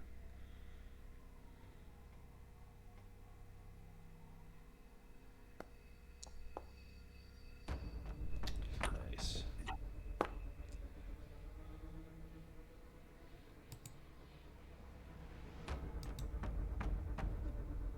That one hurt. Oh. But how much did it hurt?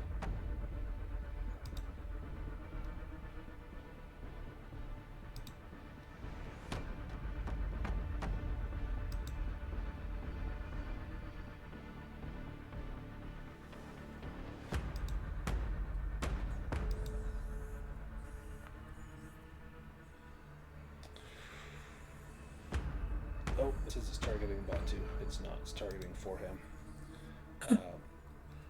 This is going to be on Forham, and then it's going to maybe arc over to Radbag. Oh, only 6 to Forham.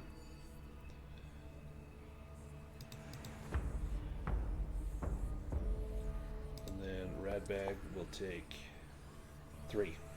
That's not bad. No, it could have been heaps worse. Yeah. And then Radbag's turn. Get him, Radbag. Nice. Nice.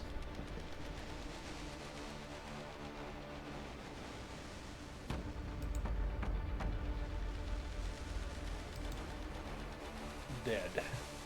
Batu, you're up. Radbag can move if you like.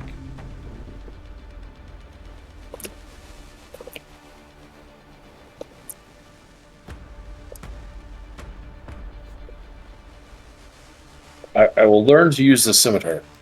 There's only one way to learn. That's to do it. Exactly.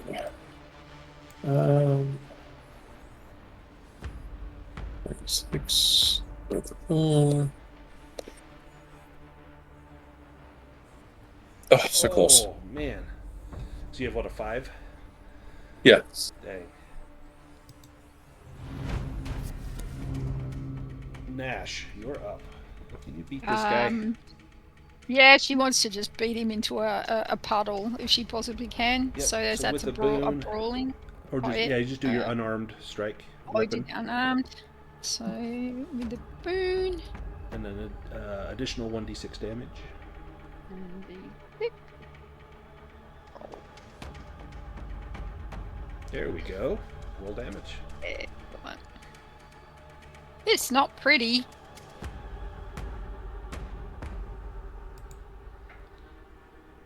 That's going to do it for him, though. Hey. She just got bloody fists now. Just pounding this guy into a pulp. Yep. Herlin, this guy's coming at you with a scimitar.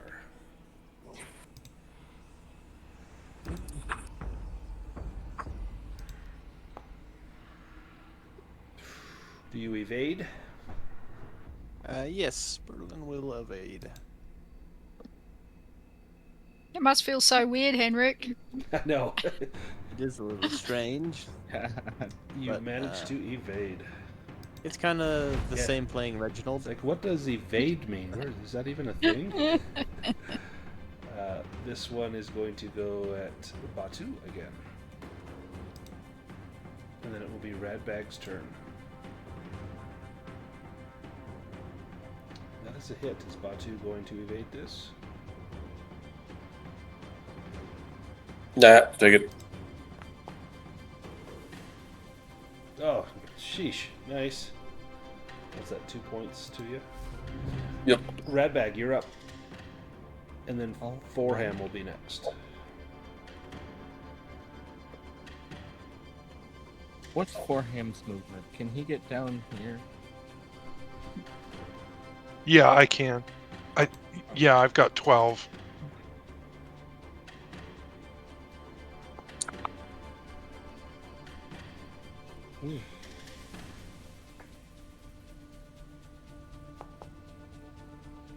There we go.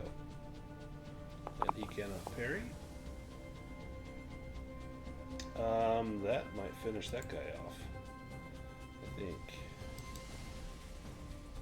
Yes, it does. Nice. Yeah. And then you can move, and then Foreham, your turn. All right, coming in hot.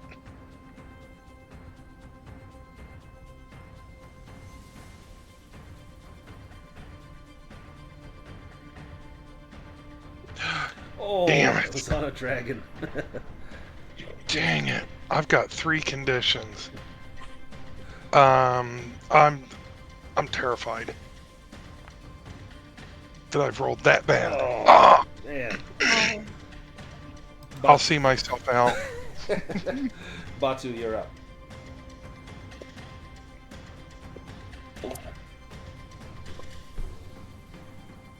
Little sling. Or are you looking for that goblin? Yeah. Are the goblins still down there? Yep, they're down there. You just don't have the light to see them. But yeah, they're down there. I can't. Unfortunately, if I don't have a light, I can't. So yeah, I guess I'll sling the one I can see.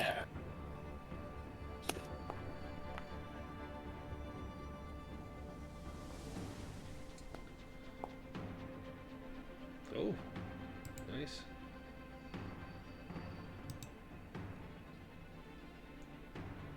Hang on, it's for some reason it's not doing. I give him 2 more down. I think it's actually taking into account the optional rule that like studded leather. Oh, bludgeoning, yeah. Yeah. There we go.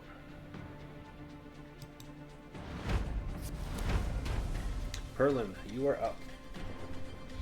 Well, I will give him a good hit Whack with my your staff, or with your Yes. torch.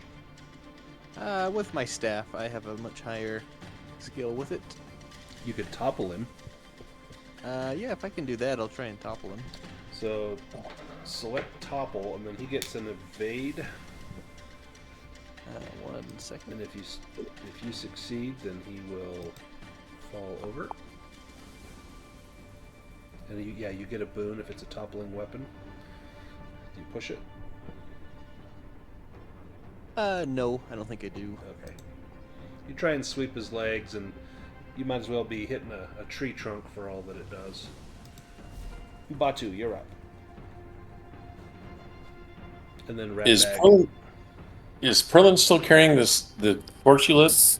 Yeah. I believe Okay. it is. Let's see. If he dropped it, I'd go pick it up and. I think Perlin did drop it. He tried to hit this orc with it, and then he was kind of just dropped the torch and was trying to hit him with his staff. Let me get you All right. a torch here for Batu. Oh, he's not gonna have it long. I come over, pick up the torch, Okay. and then I throw it in there. Perfect. Ratbag, your turn.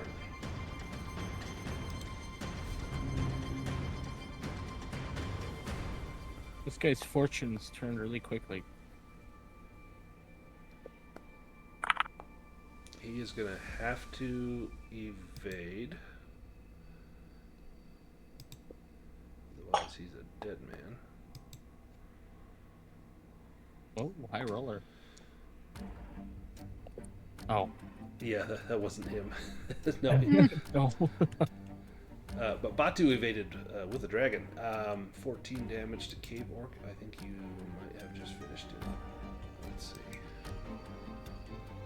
Yep. Excellent. That is the combat order. We are out of combat initiative. Even Yep. though the orc is dead, Perlin's going to walk up to him and start just hitting him a few times with his staff. For good measure. You whack him Damn a it. little bit. I threw the torch down there and it went out. But it went out on a goblin.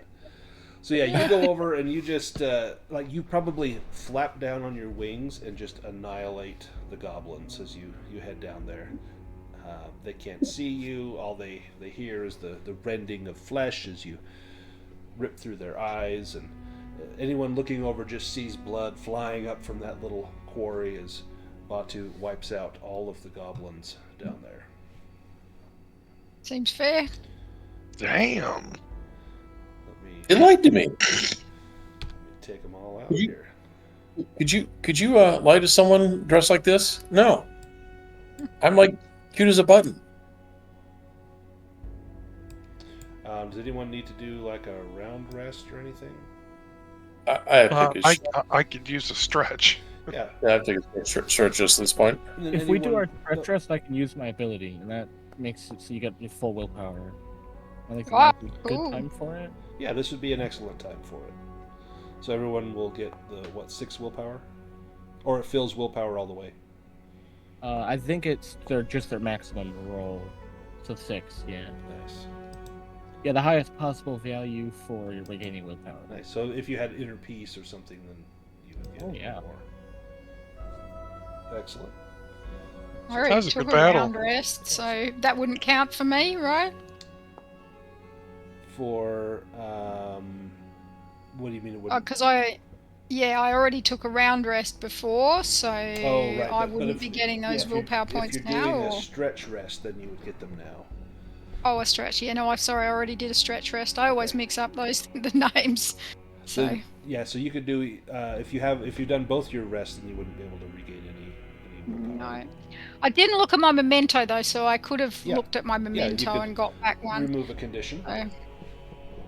So, that's right. It's a condition. So she sits down on a rock and just smokes her pipe.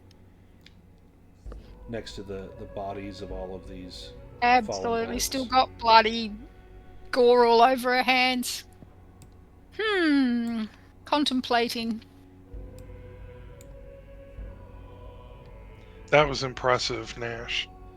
I am impressive. You were like Andre the Giant in there. The orc. I don't know who that is. You don't know who Andre the Giant is? What? I do. Wow. She doesn't. Oh, she doesn't. Okay. Of course. Like, how could you not know? Yeah, wow. I would fight him, whoever he is. You'd probably win. I would assume that you would do a quick little search of the bodies. Mm-hmm. Yeah, of There course. is the chainmail on the leader. There are, as well as scimitars.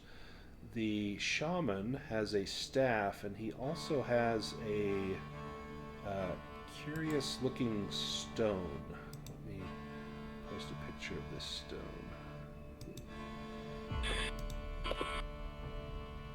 Ooh. Oh, dear. Oh. Batu, you find a gold ring and 60 silver coins. Keep him away from Perlin. Perlin, give me a myths and legends roll, or you can use your animism roll, as well as Nash. You can either do myths and legend or animism if you see this eye. Nice. Ooh, sweet. Hey, I got the reverse. Not nice. We never seen such a It's thing. gonna give you an improvement roll. That's what matters. It is. Yep. So you say, this is just a rock. And Perlin says, no, this is the all-seeing eye. And you recognize that this stone is imbued with a magical spell, a mentalism spell, Farsight. So with this stone, you could cast Farsight at level 1. Does Perlin know what that spell does? You're not intimately familiar with the spell because it's not in your school, but you would know that it allows you to see something far away. Let me put this into your inventory. So, Farsight is, let me pull it up here. At level 1, it lets you see and hear what is happening in a place up to 1 kilometer away, as if you were there in person. You must either have the place in sight or have visited it previously. What about the, Wow, the good. shaman's staff? Was it magical? Yeah. Or? The staff was Yep. not magical. It was just a wooden staff. No good to me. And what kind of armor did the chieftain have on him? He had chainmail. Does anybody mind if I take that? No. Okay. Let me put it on your character. I will take that then. Absolutely. Go for it. Drop my studded. You're just slowly upgrading your armor every room. You might have places Yeah, in I'm the next gonna look room. like Sir Cornelius by the end. Yeah. There's a tank in the next room. There, now you got some chainmail. Oh, look at that. Would any of the... I don't suppose the leather armor would fit Nash, would it? If you make a crafting roll, you could fashion something using all of the studded leather armor that you would be able to wear. It would take you 15 minutes, but most people are resting for 15 minutes, so you might have time for Yeah. that. Yeah, and she can't take a rest anyway, but her evade is already only a 3, so I don't think she should actually wear her armor. Right? At this point, why not? Okay. Alright, she'll go for the leather armor. That gold ring is worth 13 gold. So, her crafting's not great either, but...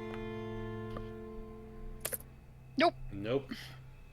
Me tie leather on me! Yeah, you just kind of put it like a little shoulder pauldron on. If you were a Would I- male ogre, maybe a cod piece, but all you manage is one shoulder piece there. Would I be able to do that? Yeah, so it's leather, but there are some metal fasteners on there. If you want to try and do that for her, absolutely. Okay, would that be a crafting? Yeah. She can't really use metal, but she can wear Right. little bits of metal. I think. Boy, I think that was aggressive. she's not supposed to have armor. That's But all. she could wear leather, and you would. So maybe you get Foreham to Oh. pop the studs out of here. But as he Jesus. tries to do it, it just tears the leather. It's pretty. It's orc quality. It's pretty flimsy stuff. My apologies, lady. I'm a new blacksmith. Apparently Well, you not a tried. very good one either. So Don't know You what are- I'm doing. You were not good, but neither was I. Please don't squish me. yeah, you've seen what Nash can do. Why would I squish you?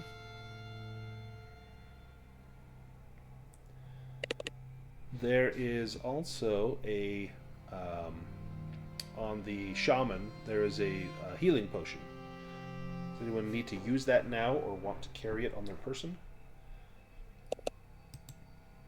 I can also heal somebody if they need it, but might be better to save it.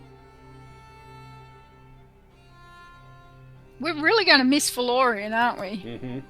Yeah, it's kind of nice having that willpower. One of the cats want to take it? Kind of spread the healing out. Batu's got wings. Maybe Batu can be the most agile to get healing to someone. Although being a jester, he would probably administer it as an enema or something. Oh no. Oh yeah, Batu carry it. Perfect. Batu's got the healing potion.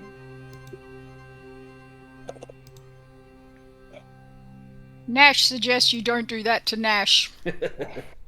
Oh no! I just watched Nash punch someone to death that was wearing armor.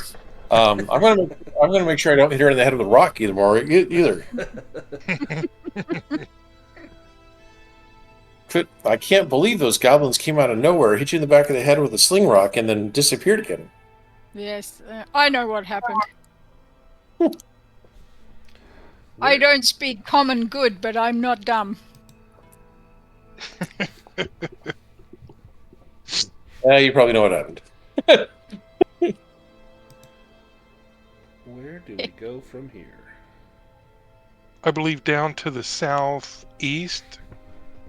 Down here is where the goblin said the leader was. Oh, what's like north from here? Is this like deeper into the temple, or? Yeah, it looks like it goes deeper into the temple. Do we see footprints in either direction, particularly noticeable? Give me a bushcraft roll.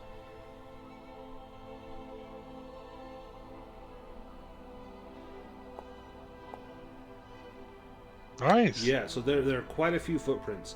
Mostly the smaller cave goblin footprints everywhere, going every which direction.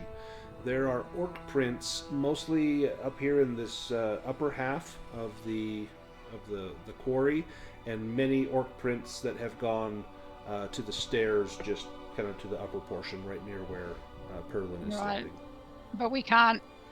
With that too, can I see if there's bandit type footprints that are not orc footprints? It or would be would hard that... to tell. The orc footprints, boot prints, would be basically human sized. Yeah. So you may suspect that could they be orcs? Could they be the bandits? Batu, if no one wants the staff, Batu can have it. I can give you the quarterstaff. Now comes the looting portion of the adventure. I'll give you a staff. There we go.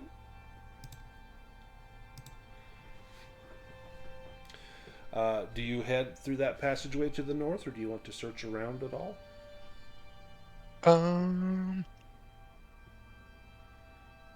Might as well take a quick look around, since we killed everything.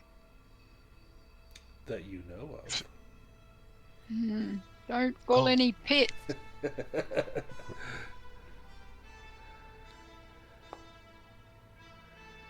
So if everyone wants to give me a spot hidden roll as you go a-searching. Perlin, you find something. Ah, you bastard. But you get a chance to upgrade that. Yep, I didn't find nothing. Oh, nice. Ooh, Batu. Perlin and Batu, you both find some strange tablets. These tablets, they're small stone tablets with writing on them. Perlin, you recognize this as some sort of magical writing. If you want to make a languages roll, you can make a languages roll or your magic skill. Yeah, I'll do animism.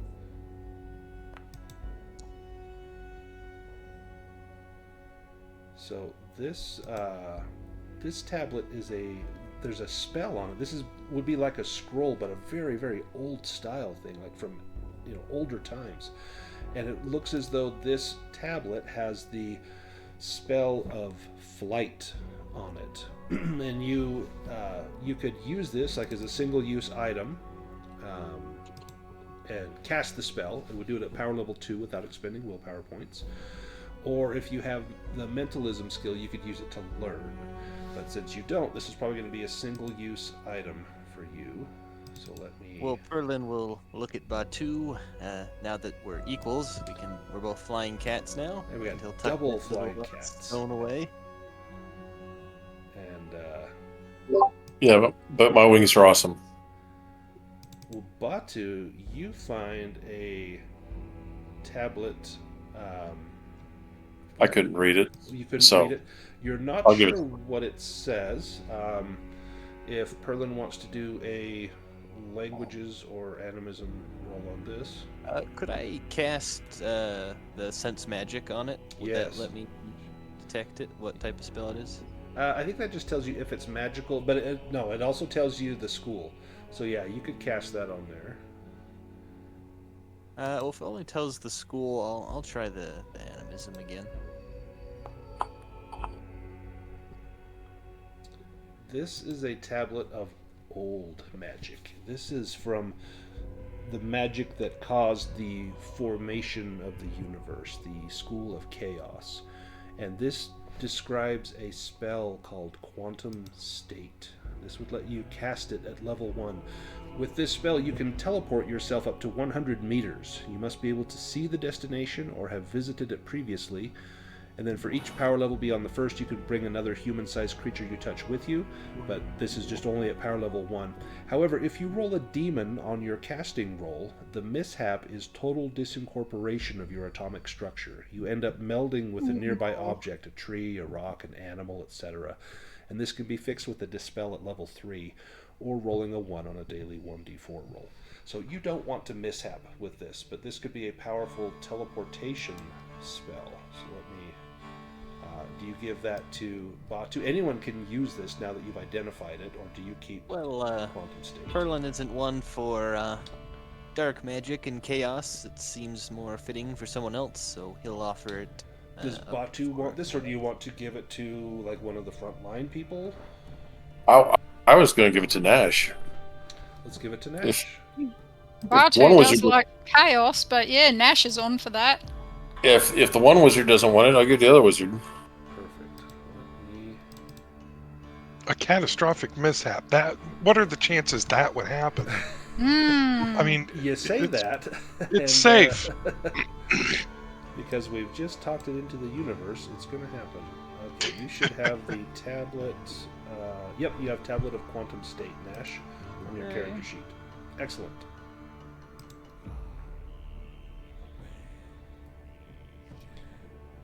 As you search around, you find just south of you on the bottom edge of the map, Batu, there's another larger quarry, and you can see some of those little cave goblins milling about. There's a shaft just below you. You know you don't want to fall into that shaft. That could be bad.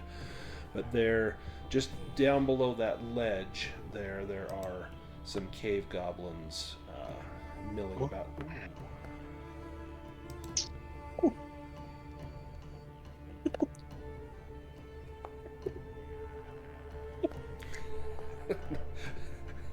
you're trying to hit them, and they're just dodging left and right, and then you start nailing them.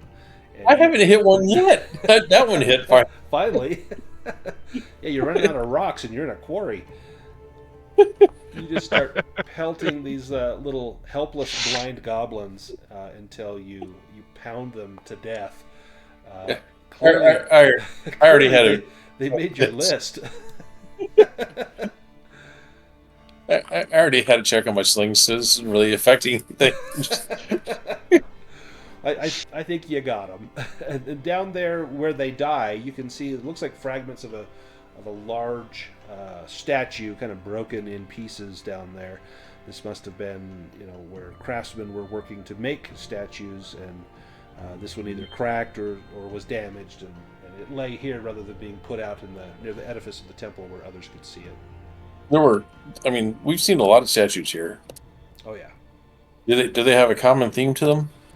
Most of them are of people or creatures, or some look to be regal, some look to be commoners. It's more like someone whose style was, kind of like for us would be like the ancient Greeks. They didn't have a lot of statues of like a boat. They might have had some, but it was mostly like people, like live art kind of things. And so it's a lot of people doing common things, not like heroic Greek statuary, but someone reading a book, or someone smelling a flower, or things like this. Just kind of still life sorts of things. Those lying bastards said they didn't know what flowers were.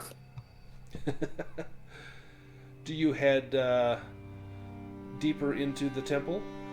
Well, I guess next up. Let's take us into the temple. Go find some more stuff to kill. Let me put you on. Or more stuff to kill us. What was that?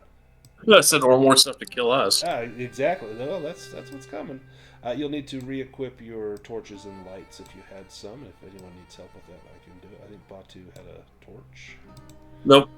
Oh, Batu's first torch went out. The second torch he threw at the goblins. Oh, that's right. Batu doesn't need any more torches. This room is... this one looks a little different. It's not a quarry, but there are pieces of quarried stone about. But you can see a light off in the distance. There looks to be a large well, and there's a fire burning down there below, just kind of beyond the well. Like moths to the flame. Timmy, are you down there? Give me Radbag. Give me an awareness roll. Oh, red bag. Oh, good. Yes. 19. 19. Carry on. Both barrels. Can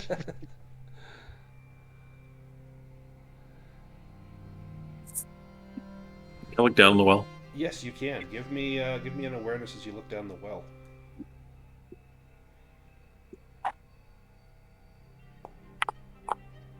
Water.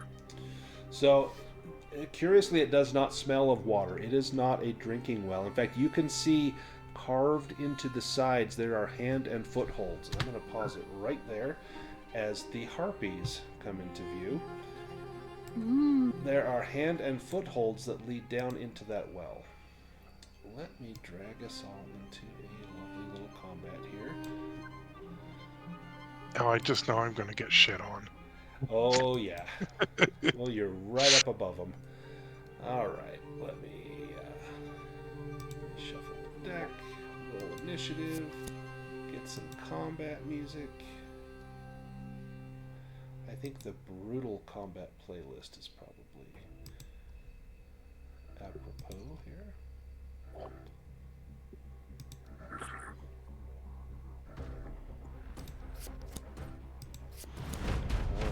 Batu is up first. You see at least two harpies up there on the ledge, and they're looking down at you, waiting for someone to get close to the light, much like an anglerfish or moth to the flame trying to draw someone in. Aren't you guys drawing trees? Well, they were hoping for one of those tasty little cave goblins, but they'll take you as well. I can try.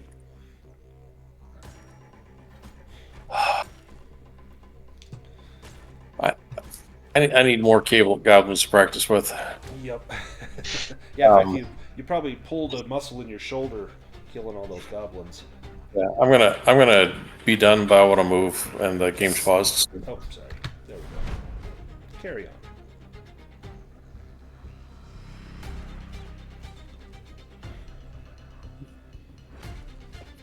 Do those harpies attack as one, So like bats do? no. So the way that harpies work, they fight together, and their monster attacks are performed by several harpies as a group.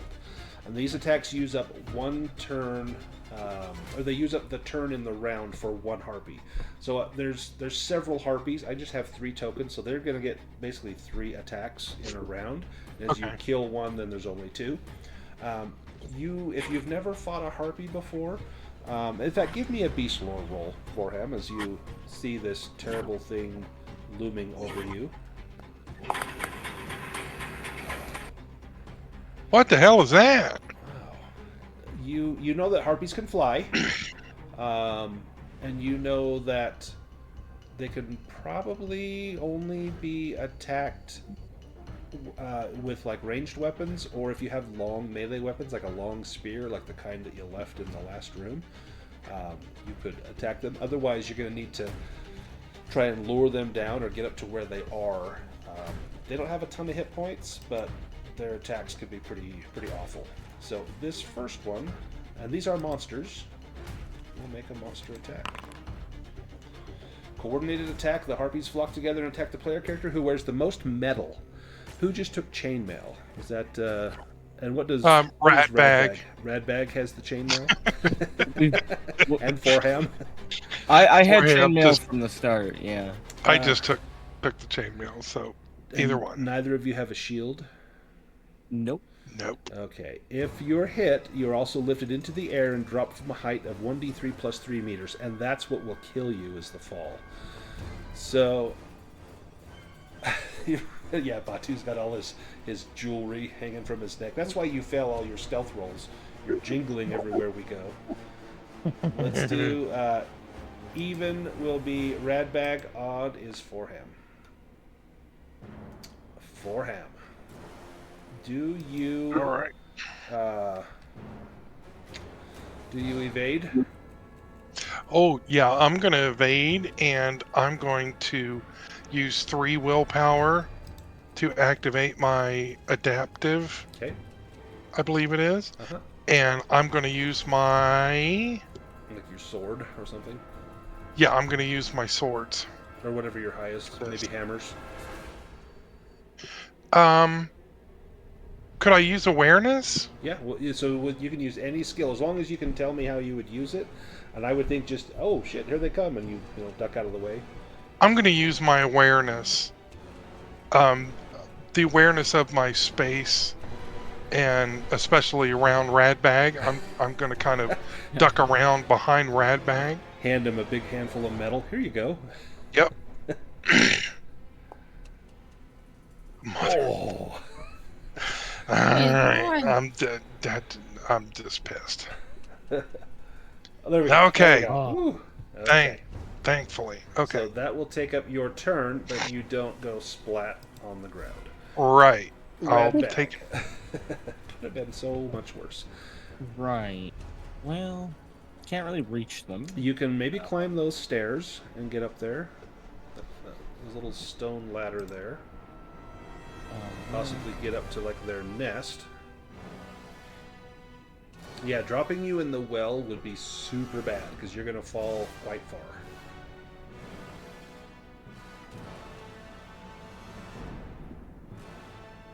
Oh, off into the dark I go.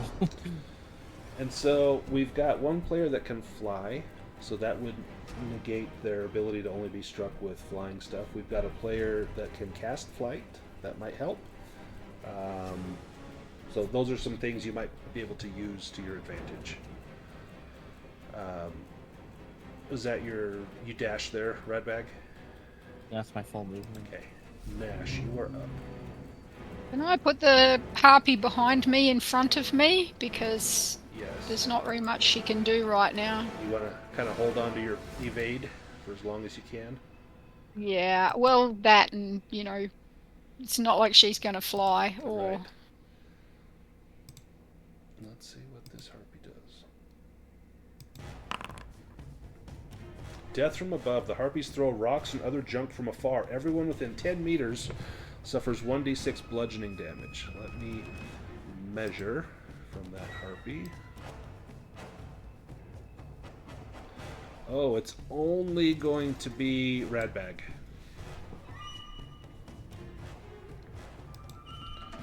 So Radbag will suffer. Oh. Oops. Well, we'll take the lower one. So 4. So you take 4, which your armor will protect you against.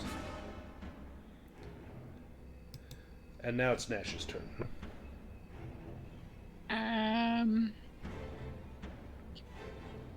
Let me think. What have I got? If you have any spells, those would be like ranged attacks. She's got Entangle. She can't banish because they're not demons or undead. She can do Ensnaring Roots, but can she get one with Ensnaring Roots? I would say you would have to roll to cast it with a Bane, because you're trying to catch them as they're like standing on something. Oh yeah, they're monsters. You can't ensnare monsters. No. Yep, good call. So, okay. Well, I forgot that, but yeah. I just don't really... Does anybody need healing? You could search for an improvised weapon. Alright, I'll search for an improvised weapon. Give me an awareness roll. Something I can throw. Let's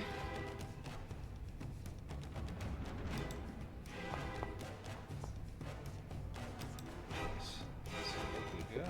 Improvised weapons. Vampire bats would be a good one here. Yeah, it would. A puddle. Okay. Puddle. And the puddle, so you can roll to trip the enemy. If you succeed, the enemy must spend 1 action and make an acrobatics roll to get up. They're flying. I'm going to say you find a puddle, but it's not going to be of any use to you. Yeah, but if I get a hold of one, I'm going to try to drown it in the puddle with a grapple. Nice. Right? Yep, yeah, if you can get it down on the ground. Yep. If it comes near me, it's going in the puddle face first.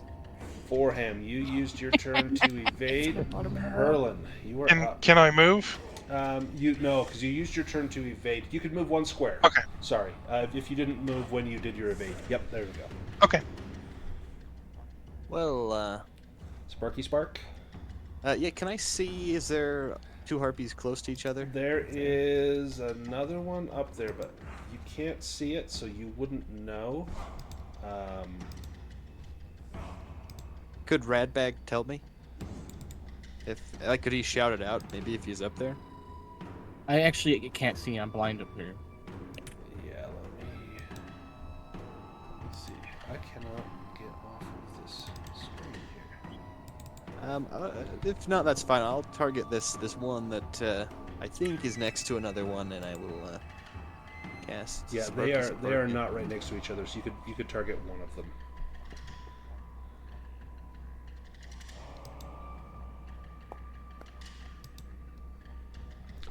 Ooh, Dragon! Okay, so actually, hang on. These guys might be. There's one hidden. You can't see it, but it is next to it. Sorry, it was in the dark. So, do you want to save the willpower since it cost you double, or are you doing the double damage? I will do double damage, seeing as these are monsters.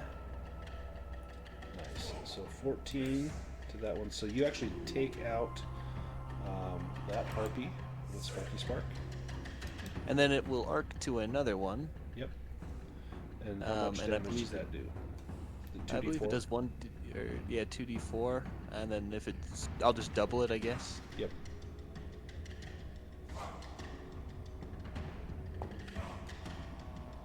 And then 10 damage to the one next to it.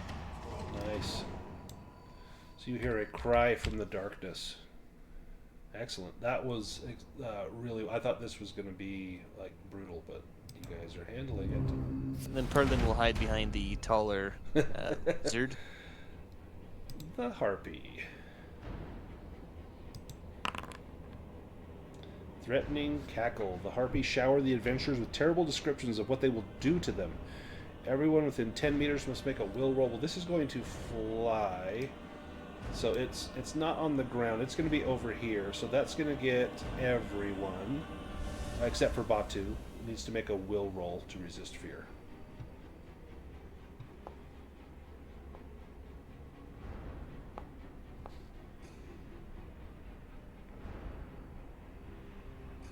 Nice. And Forham, do you push that roll? I'm running out of conditions. Oh, so Damn it! Forehand Dice is takes bad. panting. The intense sphere leaves you out of breath and makes you exhausted. And if you already have exhausted, you have to take a different condition. And I think that is all your conditions now. That will be my last condition I can take. Oh, that sucks. So then, if you take damage, I think you lose willpower. I think it's 1d6 willpower points. And once those are out, it's hit points. Perlin. Perlin would like to look for an improvised weapon. Yeah, give me an awareness roll. There's a puddle over there, Perlin. There's a yellow puddle underneath Forham. Let's see what we got. Let's roll on the table. Hopefully not another torch or a puddle. A stalagmite. Oh, there we go. Oh, could we say it's a stalactite? Maybe I could... Let me look at the card. So with this one, you can shove an enemy within 2 meters into a tall rock formation on the cave floor. It hits automatically and inflicts d6 bludgeoning damage plus damage bonus and knocks enemy to the ground. I will say that there is a stalactite, and you can maybe get this thing to fly into it. A shove attack it's a little different. Sorry, let me look up shove. I think shove is a thing. Shove. If you hit an enemy with a melee attack and your strength damage bonus is equal to or higher than your opponent's damage bonus, you can choose to shove the enemy up to 2 meters. So, he doesn't have a strength. We could just say it's a stalagmite, and I guess I could just try and topple it onto it with my staff. Yeah, give me a roll with your staff, and if you can hit, then I'll say that it. You kind of drive it up into the stalactite. Oh, I meant to do a toppling roll, but it succeeded anyway. Yeah, so it'll deal 1d6 bludgeoning damage. So go ahead and roll a d6. Nice. Oh, you gotta be kidding me. You're gonna take this one out too. So Perlin will rush up and with his staff bash it into a stalagmite. Well, Perlin has taken out all the harpies. Batu.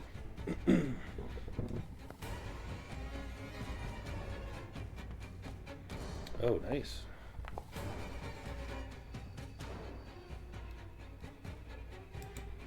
And it will be Radbag's turn.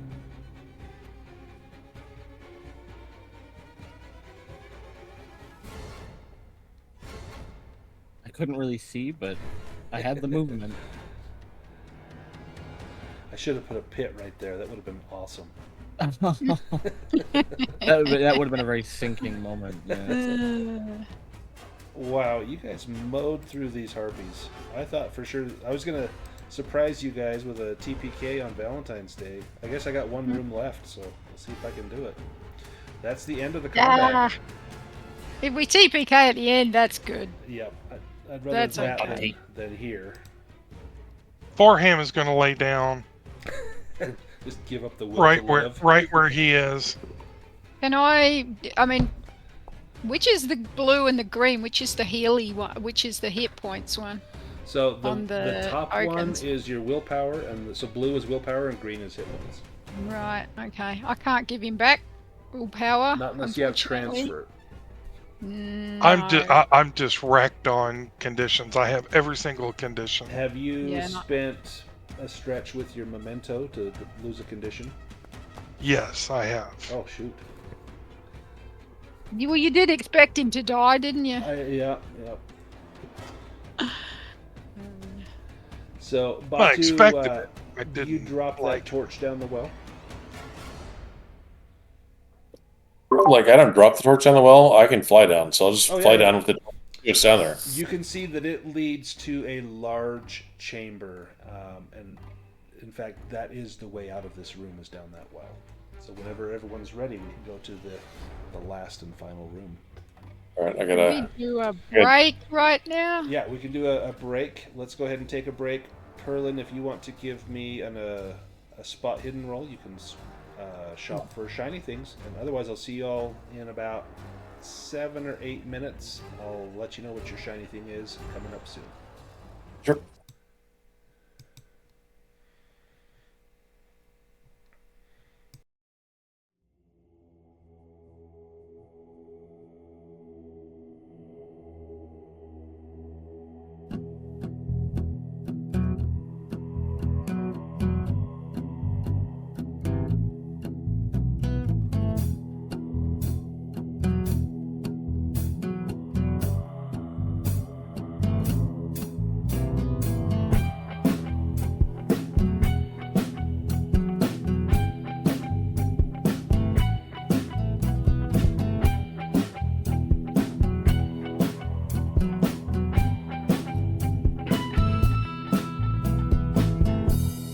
Two-handed sword,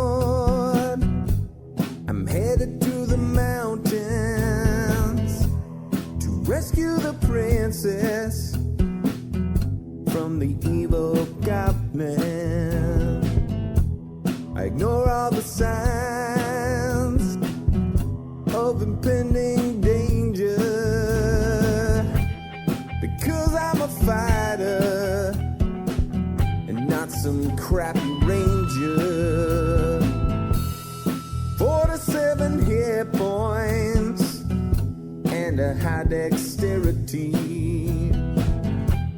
17 for strength. Kobolds are afraid of me, crafted from numbers on living paper. I skip from the mundane to a medieval caper.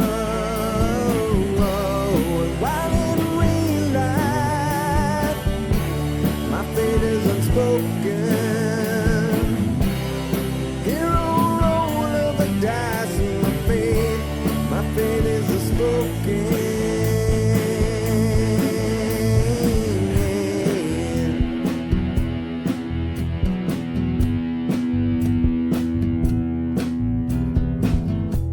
I locate the lair, but it doesn't make much sense to me. I think that the DM might be out to get me. A hero in armor and truth, bards tell my legacy. The flame of my torch illuminates the enemy. I win in the battle, you win foes asunder. Deeper I venture, the deeper I wonder. The bodies pile up before me, the corpses I plunder. The deeper I venture,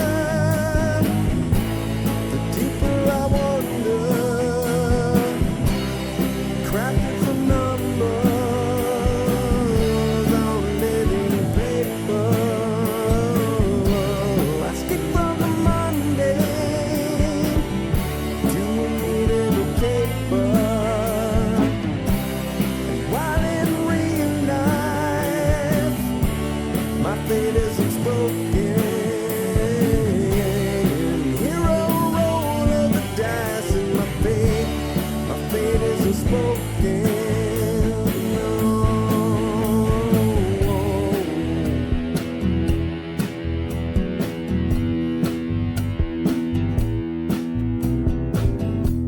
I drink my last potion, I charge through the open gate. The flame of the dragon tried to seal a handful of dice. 5 times I roll 20. The dragon goes down. The DM plenty. I leave with the princess. A satchel chock full of gold. We head to the tavern where my mighty tale unfolds.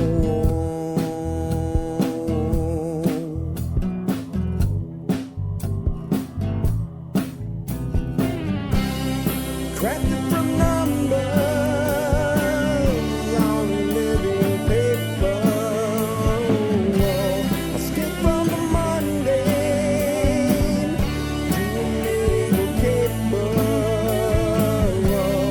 While in real life, my fate is unspoken. Hero roll of the dice and my fate is unspoken. The king honored me with the mighty crossbow. It's blessed by the elves, he said. I thank him and I go. The life of a hero, struggling to stay alive. It's worth all the hardship though, 'cause now I'm a level 5.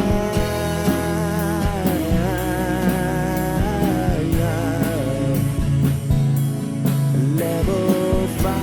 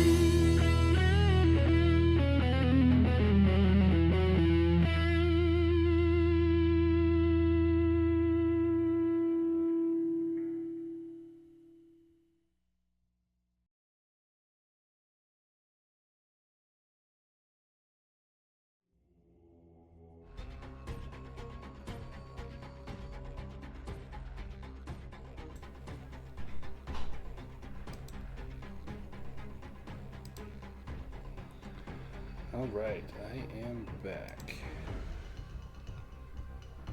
Let me get us to the next scene, and as people join in, they will be met with darkness. Hello. Ooh. All right. Pull in some tokens.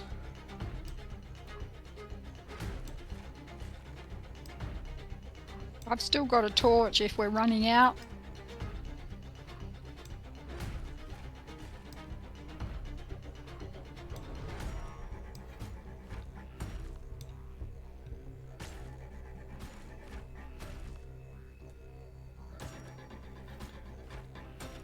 Once everyone is here, I'll kind of describe what we see.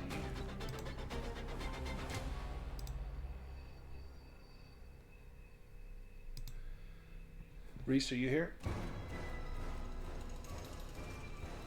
Yeah, I'm here. Perfect. We are, after descending the well, it goes down for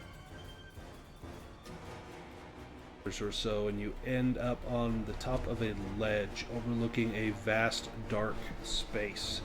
There are lights burning down below. You can see, in fact, Radback can see the faint shadow of light down there. In order to get down, you're going to have to scale the cliff face. It's going to take an acrobatics or an agility roll to get down. If we have rope, that's going to give a boon to whoever is using the rope.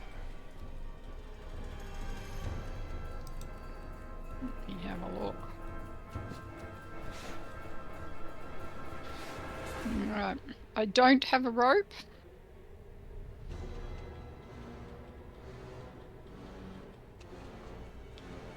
That was in acrobatics or what? Or agility. Or if you have adaptive, if you're human, you can pick your skill as long as you can come up with a good reason to use it.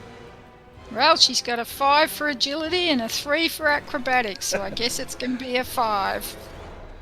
We do have a scroll of flight, I think, if we need to use that. Or we've got the other one that lets you teleport, the quantum state. You could teleport down to that torch. That could be less deadly than me trying to climb there. Because you can see that little patch down there. But if I use it, we've lost it, right? We Right. can't learn Yep, it. it'd be a single-use item. But the only way to Does learn anybody that, you would have have a to have rope? the It's- skill in chaos. Yeah, it's a single use item either way. Yeah. Does anybody have a rope that could that I could use to climb down? Otherwise, it's going to be 8 feet of ogre smooshed at the bottom. But that would cushion the drop for everyone else. It absolutely would. I'm back. Sorry. Oh, no worries. So if I hand the ogre my staff and hold on to one end, can I try to help them by slowing their fall with my wings? I would give you a strength roll with a bane, and because the ogre is so big, and if you can do it, you maybe be able to get them down there. This would be quite epic. Yeah, I have to manually take my willpower off there. Sure, strength of bane. Yep.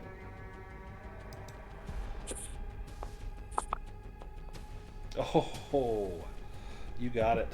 Okay. Oh. Let me move. Okay, Nash that makes up for the rock in the back of the head. And Batu, you can be down there. It so does. It stops anybody else getting an ogre in the back of the head. And down here you can see there are more fires lit down below.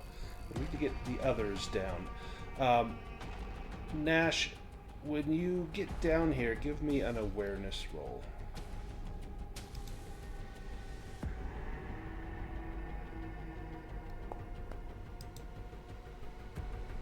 Okay, perfect. Who's next to come down?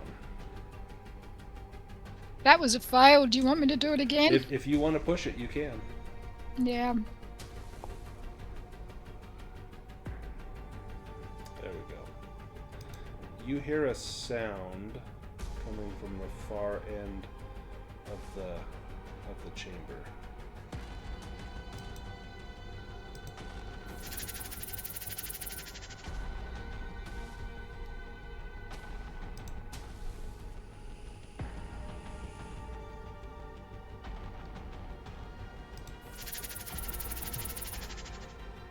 Who's next to come down?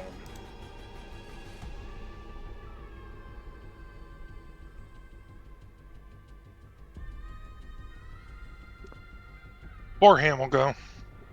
Alright, so it's an acrobatics or an agility roll to climb down. No. Goodness.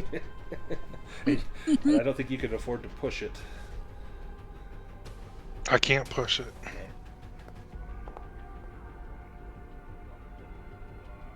What happened to me?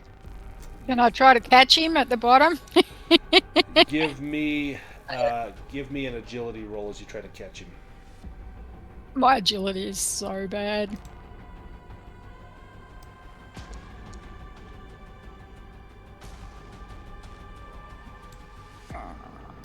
No, I'm sorry, I can't. I'll just have to wear him. Okay. He could land on me though, so he might take less damage. Was he far enough down that us still at the top could try to grab onto him when he would start falling? No, he rolled pretty high. That was a pretty terrible roll. Let me get rid of that. I don't know why there's a measure template there. I was checking the distance here.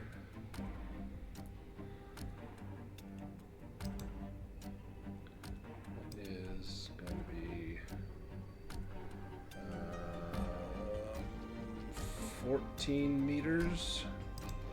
So that's 7d6 damage. You can make an acrobatics roll to take half that damage.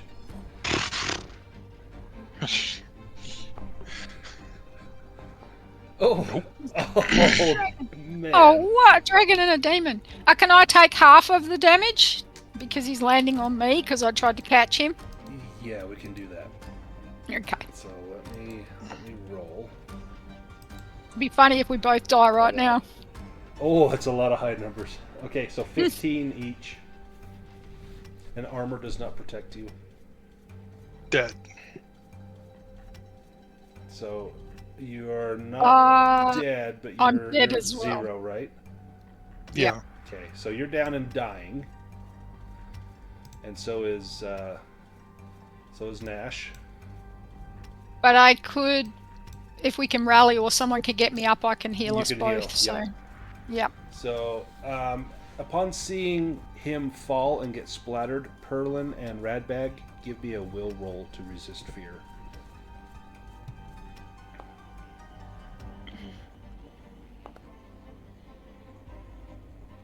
I probably should have pushed that, but my agility's 5, so my likelihood of actually succeeding. Is there any way Perlin could have avoided that roll because he has the flight spell scroll? Yeah, but that means that you know you're going to have to use it. I guess I'll use it. I don't want to have to use the scroll. Okay, so you both you know that adventuring is a dangerous business, and Perlin becomes exhausted at this horrible climb, and Radbag is disheartened at seeing the blood splatter down below. I baby bird Nash the healing potion. Oh, let me get Nash down to 0. There we go. Oh wait, hang on. I think that just killed Nash outright. It shouldn't have killed you. Oh no, it didn't. You're good. You're I'm dying. good. You're Oh. dying. Yep. Alright, so Baby Bird the potion down to Nash, that's 2d6 hit points. So 5 hit points regained for Nash, so no longer making death saves. Okay, so I will immediately heal. It's Forham, isn't it? Yep. I will immediately heal at level 2. Okay. Yeah, had you not caught him, that would have killed him outright, because he would have taken at least double his hit points and damage. Nice. Roll healing. Oh, nice. Excellent. So 10 regained for him. And I'm gonna heal myself as well. Mucho grassy ass. I'm just gonna heal myself at level 1. Radbag and Perlin, you guys need to get down. I did my agility. Okay. Perfect. 10 for me as well. Cool.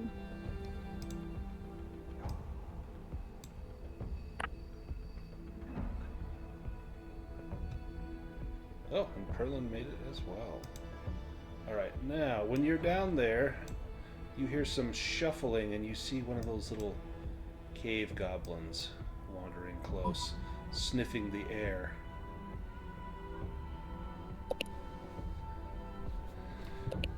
And it looks at you and says, "Are you here to meet Aegorina?"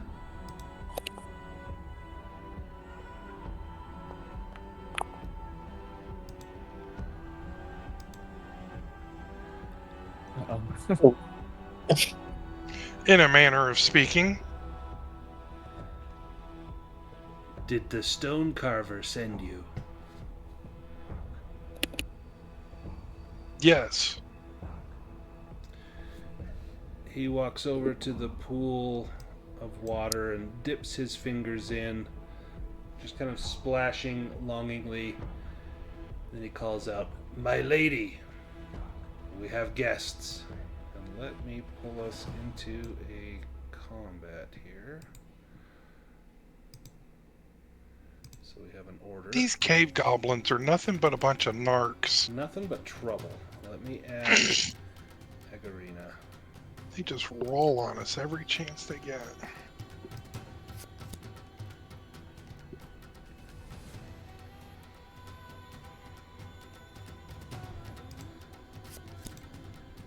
You hear a voice call out from the far side of the room, kind of up from over here in the darkness.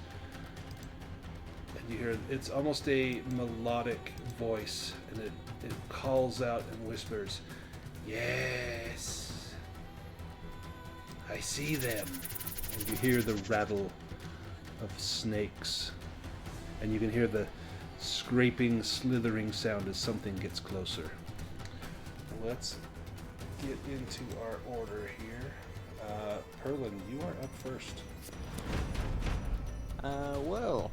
Hearing this, Perlin is gonna pull out his little cat's eye, his new little magic stone, and he'll use the far sight on that so that he can see the room not through his eyes. So let me check, because you've not seen all of the room. I like your idea. Let me just check and make sure Farsight can do that.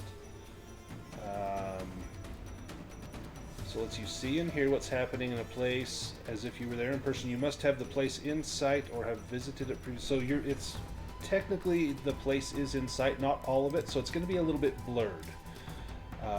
But I will let you cast it. This is a really cool idea. It's going to cost you 2 willpower points, and this will last for as long as you are concentrating. Alright, well, I cast that, and then I close my eyes, and I can see through the stone. You see the entire room, that there is the pool of water down here. You see that there are kind of blurred statues all around this room. There is a larger structure over here, and I hope you can see my pings in the darkness. There's another pool of water up here. You can see many little cave goblins around, and then up here at the uppermost you see something truly terrible. Let me post a picture. This must be Aegorina.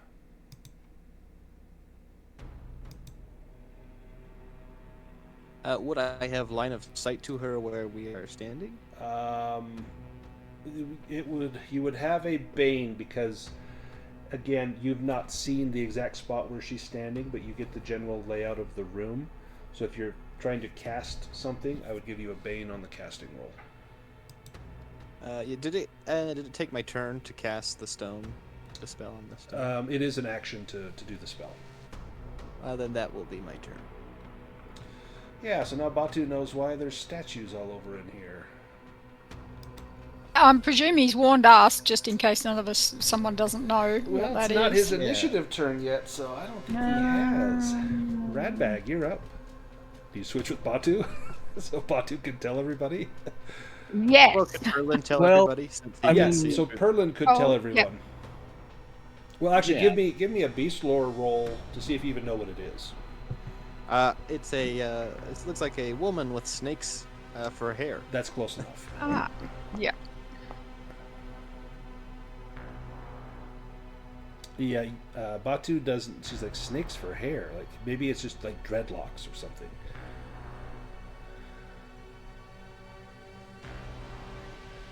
Red. So I would switch with whoever has light, because I cannot see in the dark, and it's very dark here. Who's got the light? Nash right now. Let's switch with Nash. Well, Nash probably doesn't want to switch. You probably want your parry or your evade. Forham's got a my torch. evade is a 3. I don't think there's much point in her evading, but she could parry. So. How do you even have a 3? Isn't the lowest you could start with a 4? I don't. I seem to have a 3. I don't know. Maybe I set it up wrong. I did do Did it. you have an injury or something? Because that can lower stats sometimes. But No, it doesn't. I probably got it wrong. Your agility of 5. He Yeah, rolled it so gives you well a on that 3. one. oh, it does. Yeah. I didn't even know Yeah. there was lower than 4. I didn't know it could go wow. that low. Because Yeah. Richard has some skills that are like that. Yeah, she's a stompy 8 foot tall ogre. She's not agile. Ratbag, you wanted a torch? Do we even have any? I have one. So if you want Alright. to swap with me, I can give you my torch. I would gladly take that. I've only got my sword, so I've got the free hand. Well, I thought Ratbag. Let's see, you wanted to switch with Nash? I mean, yeah, because I can't see ahead of me, and I have no light, but I can also just take the light. All right. All right. Hand my torch to Radbag. Okay, and Ratbag, you have a torch lit now. All right. And you can also move if you want, Nash. A free action to hand that torch to somebody. So I heard about the lady with snakes in her hair. I think I know what she is. Can I shut my eyes and use sense magic to actually like see where the most magic is in the room? Yeah. All right. I'm going to shut my eyes and I'm going to charge towards where the most magic is in the room and just try to crash into it. It is, let's see, what's your movement is 3, so you can move 6 squares. Yeah, I'm crap I'm at gonna movement. move you. but- 2, Yep. 3, 4, 5, 6. Right there. That's as far as I'm going to get on this turn, but I did hand my torch over as my object interaction. Perfect. And my eyes are still shut. Let's see, so do you have a... I don't think you have a torch lit. Make sure you don't. There we go. No, I did say at the start if we'd run out of torches, I was happy to use mine. But Oh, right. yep, Forehand. just as we were coming into the room. Borham is going to primp his hair so that he makes the best looking statue you've ever seen. And I'm going to run to the other side of the room. I have movement of 12, so I can move 6, correct? Yep, and then if you dash, if you double move, you can move another 6. Is that 6 right there? Okay. I'm gonna dash then. Yep, so that's 6. Because I You don't can do see another any- 6. You can see there's some stairs kind of leading up 3, where you see the little cave orcs, so you can move 3 more. 4, Or 5, cave goblins. 6. Perfect. Damn. I was hoping to light her up. Radbag.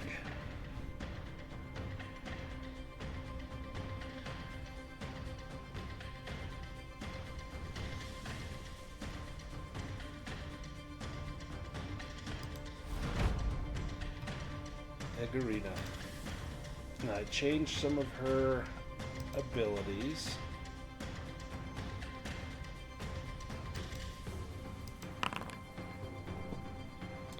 Aegorina repeatedly strikes an opponent with her weapon, inflicting 1d12 damage. This can be a ranged attack with her bow or a melee attack with her sword. And she does have a bow. In fact, Nash, when you sensed magic, you sensed that she has 2 magical weapons at hand, both very powerful. This is going to be... We'll do even, Foreham, odd, Radbag. Do a coin flip here. So Foreham, it's going to be 1d12 damage. You cannot parry or dodge unless you have, was it defensive or fast footwork? So there's also a deflector. You can like deflect arrows with a Oh yeah, melee weapon. with your sword. No way. Oh hell.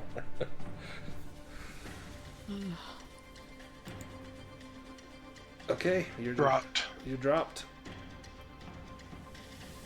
Yeah. and I hope you went as you dropped. Oh, I have something for that. Where is it? Right there. Okay, That's about I heard it. that. Batu.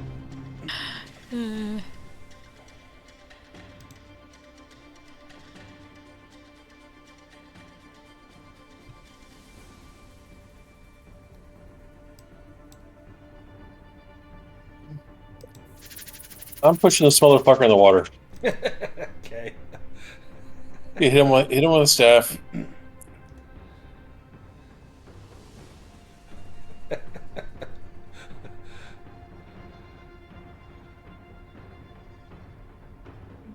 Yeah, we'll get Justin one out. Oh, there you go.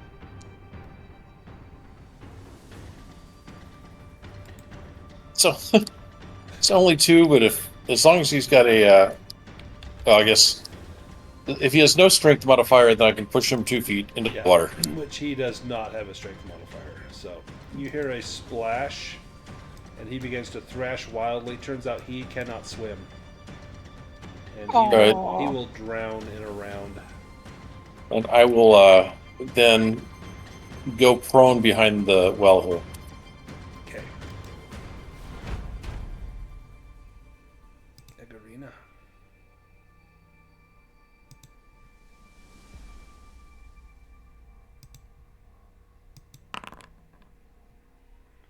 Poisoned arrow. The Medusa drags the arrowhead across her writhing snake hair, yellow poison coating the razor-sharp broadhead. The attack deals 1d12 damage, and if the victim takes damage, must roll against a potency 12 paralyzing poison. This attack may be parried with a shield. Let me see the range on that. It's probably going to be Radbag, but let me look. Oh, it's got plenty of range.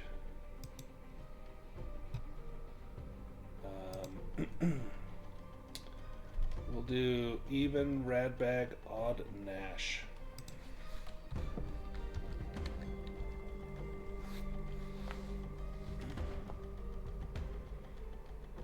Radbag.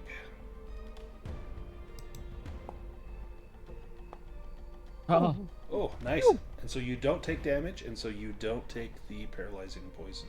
That was so lucky. Oh, Aegorina.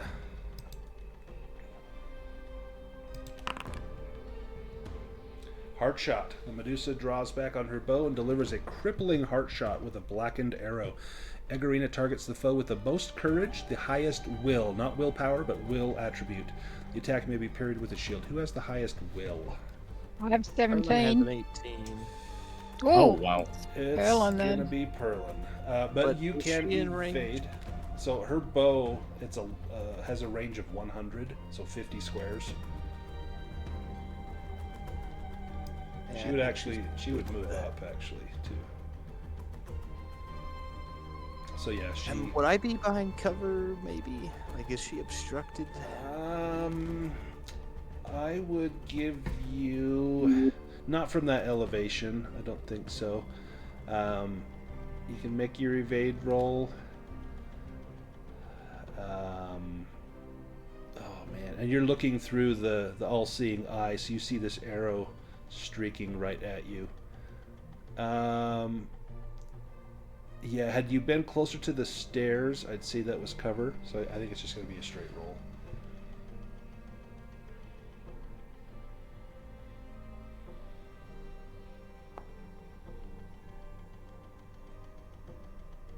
You got it. I'm gonna take my movement. Okay. One square. One square. Towards here. And now it is Perlin's turn. Well, I just wasted it on the evade. Oh, that's right. That was your turn. Yep, sorry. Thank you. Foreham. You can do a healing roll. You can rally yourself if you want to. That will be a will roll with a bane, and then you'll make a death save, or you can just make a death save. I'm gonna try for the rally. rally. Okay. I think it's gonna be- bane. What would be the disadvantage in trying? Like, you got to try, right? Right. Well, Yep. so the downside is then you become basically another combatant that they might target, and if you take damage, rather than taking hit points, it's just a failed death save. Right, just because you're sort of staggering around as if you're still awake or Right. alive. But now, Gotcha. so that takes your action to rally yourself. But then, like on your next turn, if you had a potion or you could attack, just at the end of your turn, you will take that death save. And you can't do a healing roll on yourself, but a healing roll will stop you from dying. So now you need to make a death save. I just need to live long enough to make it up that Right, up those get stairs. up the stairs. It's like charging the beaches. And of course, this is going to Omaha be at a Beach. bane. Yeah, failed. Yep. At least it wasn't a 20. Aegorina.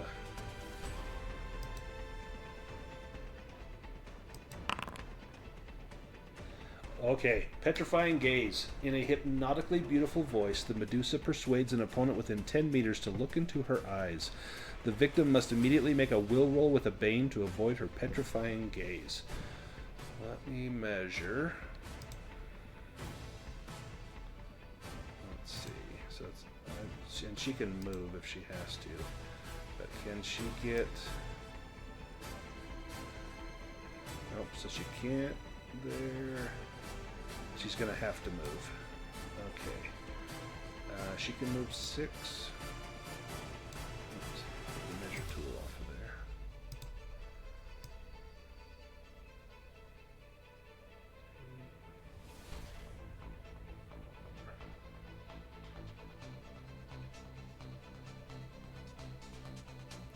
So right on the edge of that pillar. Can she get there? So she's on the edge of that pillar. Ah, there we go. Alright, this is coming in. I hate to pick on you, Forham. Even Forham, odd, Radbag. Radbag. Will roll with a bane to avoid her petrifying gaze.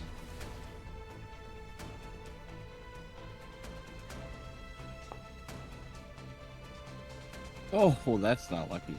Oh, that's bad. Okay, let's... Oh, damn. Well, it was like snowing, yes.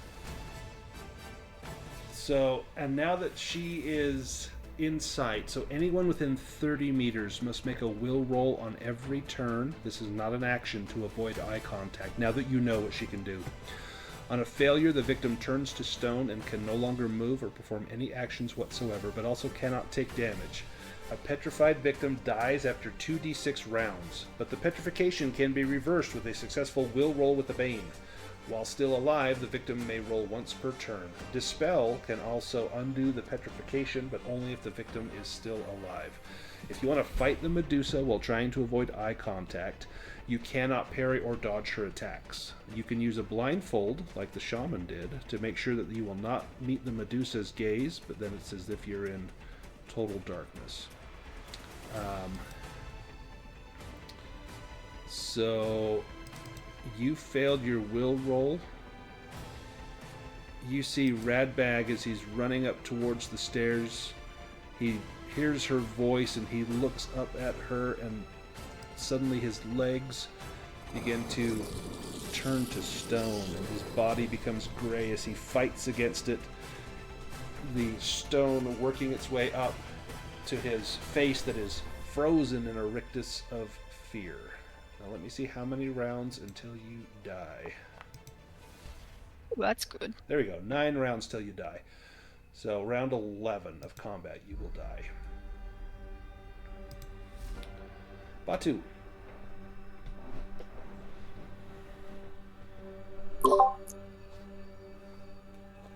Yeah, dispel if we have it.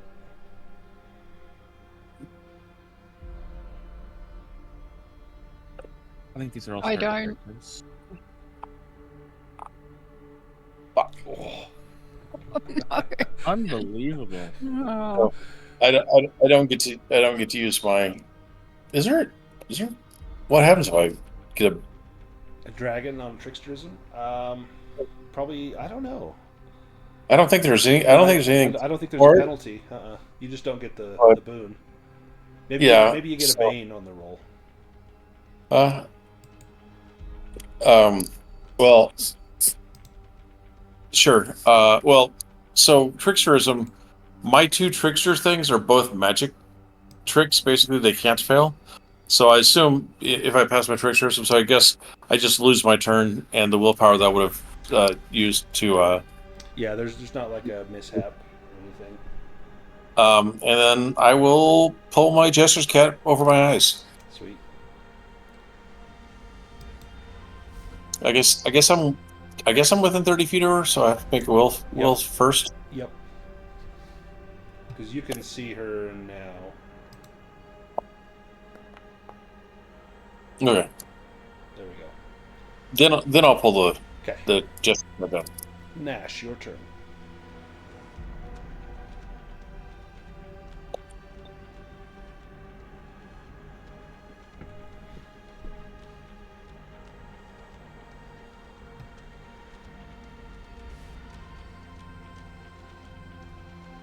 Tina, are you there? Sorry, there I you was are. muted. Oh, sorry. Okay, do I have to make a will roll at the start of my Yes, turn? because you can see her, so you need to make a will roll. Yep. Alright. And that's with a Bane, right? I believe it is with a... No, not with a Bane. Oh, phew. Okay. So, Nice. okay, now, I'm not quite sure how the Tablet of Quantum State works, but can I use it, and I know I'm using it up, but can I use it to get right up there with her? You sure can. Alright, I'm going to do that. Do I need to roll anything to Nope, decide so if that works? To use a scroll, you do not need to roll. It will cost you some willpower. Yep. It should say on there. So if you can take the willpower off, you may teleport. Okay. Power level 1, so that'll be 2 willpower. Oh no, it says I can do it without expending willpower. Perfect. Yep. So I'm going to bamf up there, but that would be my action, right? Yep, that would be your action to use the item. Okay, so I've arrived right next to her with my eyes shut, if I possibly can, and I'm right there. Are you going to try and shove her off on your next turn? I'm going to try to shove her off, yes. Awesome. Radbag, you are paralyzed. You get a roll. Was it a will roll every turn? Was that one the one with the Bane? Yeah, will roll with a Bane every turn. If you get it, you can reverse the petrification. Nope. Still petrified, unless you push it. Already got. Well, I mean, I got 9 rounds or whatever. I'm not gonna bother. I've got so many conditions. You got time. Maybe. Everybody else will be dead by then. Nash, oh, perfect. That's so cool. I would like to body slam her. Okay. So I get a So you're gonna have a Bane because you can't see her with your eyes closed. I'm gonna open my eyes to see her at this point, as long as I don't instantly turn to stone. Because I do have to do a will check first, right? Yep. Okay, so I do a will check. I'm just looking at her feet. I'm not looking into her eyes. Okay, so I succeeded. So I'm going to attempt to. I think it's a brawling to use my spells. Yep. Sorry, to use my heroic ability. Hang on a minute. How far is this fall? Brain fried. Okay. It's 6 meters to fall there. Okay.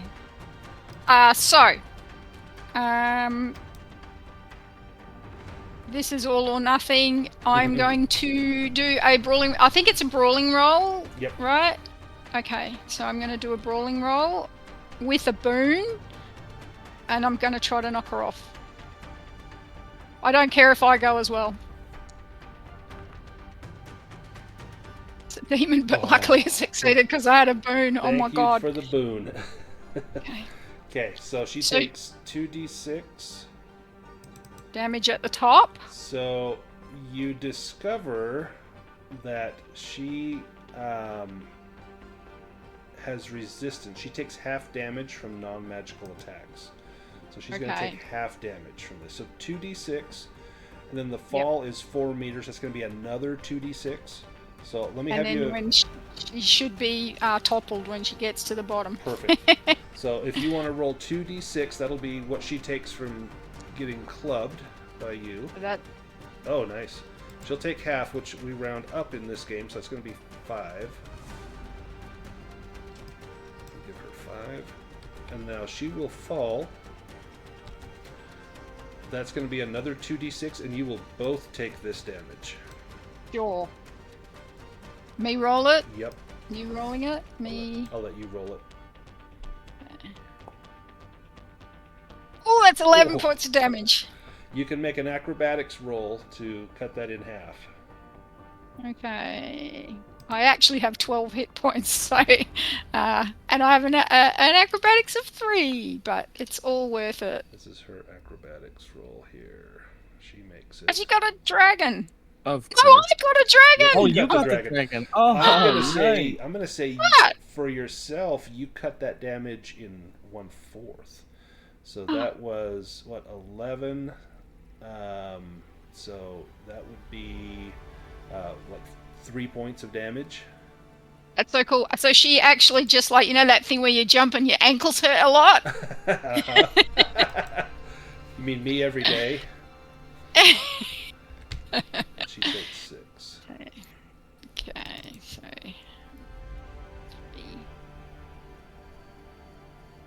Nice.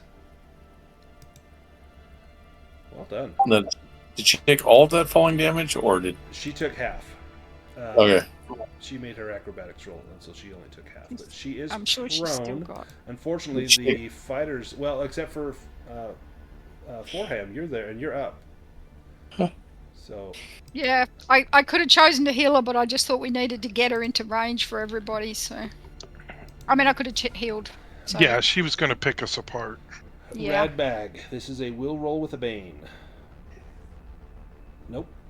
You push it.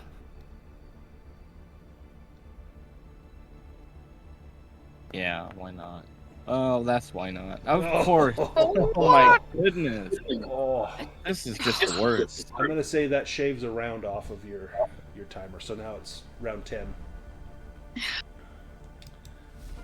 Forham, you're up. You are still dying. You've got one failed save, but you can take an action, and then you'll make a death save.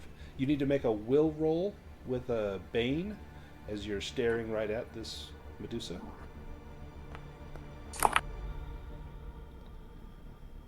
Nice. Now you can take an attack. You'll get a boon on it, plus an additional 1d6 damage. I'm going to crack this thing.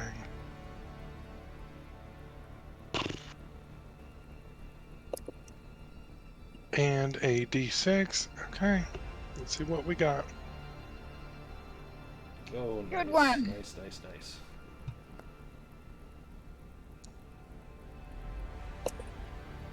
Good one. Nice. She will take half that, but that's still... That one hurts. She's probably bleeding. Oh, she Yep, splatted. She splatted. Yeah. Love the Get her. splat. Get her, guys. Now you can move. You'll need to make an evade Oh. roll if you move away from her. And then you need to make your death save. Yeah, I got to make my death save. It's so close to a demon then.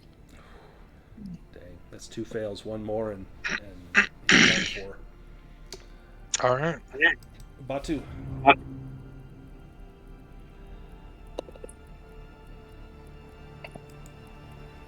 Wow, you guys are gonna do it. Holy cow, she's low.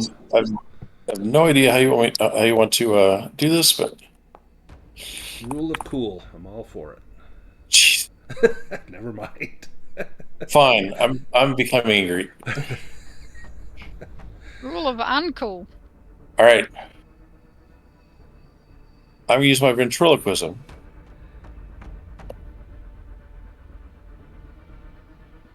to make it sound like the goblin that drowned is calling out for help and saying it's just so beautiful, to see if I can get her to come and look into the well. Give me a bluffing roll. How many bane? performance. How many banes can you give me? Oh, actually, you need to make a will roll with a bane. Oh, okay. So 2 banes. Got it. Oh, man. Oof. Oh, that was That was good, not as except bad for as it could have been. 15, yeah. You want to push it? Otherwise, you are petrified. Well, I had my hat down over my eyes. I wasn't. You did. Yep. So then, yeah. So with the hat down, then you don't need to do that. You can't make ranged attacks, which you're not. And I'm throwing my voice from the well right next to me. perfect. Yeah. Give me either a performance or a bluffing roll, and you've heard this goblin's voice, so I'm not going to give you a bane from that. Yeah, just give me either bluffing or performance. I like this. Well, I'm disheartened, so I've got a bane anyway. Motherfuckers! You're going to get a chance to improve it, so, it's not all bad. If you live. What a great idea, though. Dang. That's So I'm up to 6. when I set this up, I kind of said, yeah, like this is a way to do it, is to make her look into the water. So you're right on the right path. But I think you guys are actually going to kill her from damage. She's almost dead. Although she acts right now. And if she hits Forham, he's dead.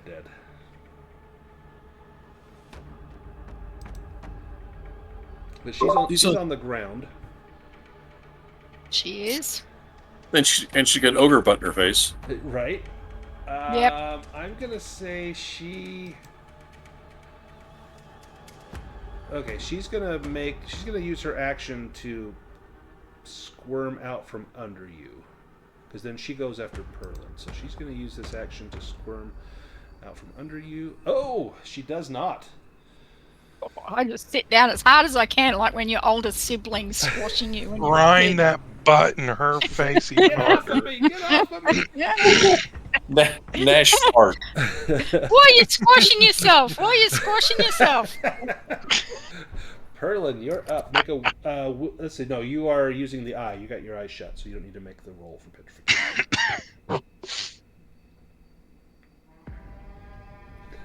Can I hide behind this stuff here? Yeah, Alright, then that'll be my turn to dash. you got 2 more squares of movement if you want to use it.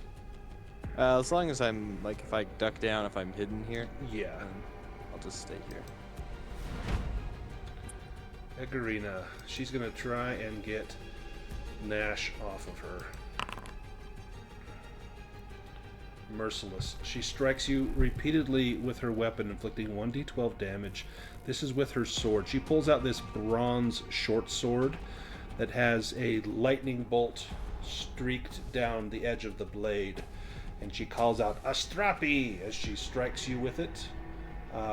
Nash, you cannot parry this. You've used your action or dodge. Oh, nice. 2 points of damage to Nash. Okay. Good thing you get that leather armor. Hits me in the ass. And then, let me see, does... I didn't, because we kept failing to craft it. Oh, that's right. Does she cast this?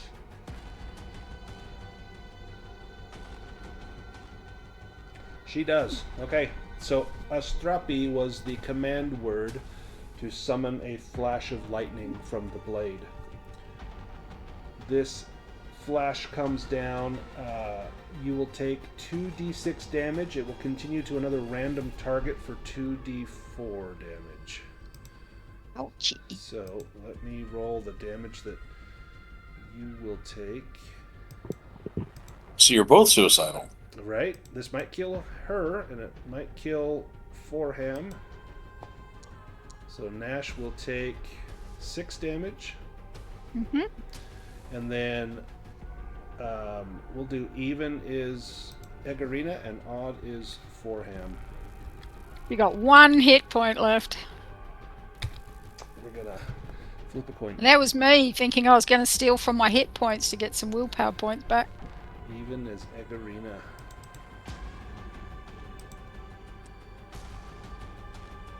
Oh, she did more damage to herself. She did. Okay. She just killed herself. Hey! Oh my goodness.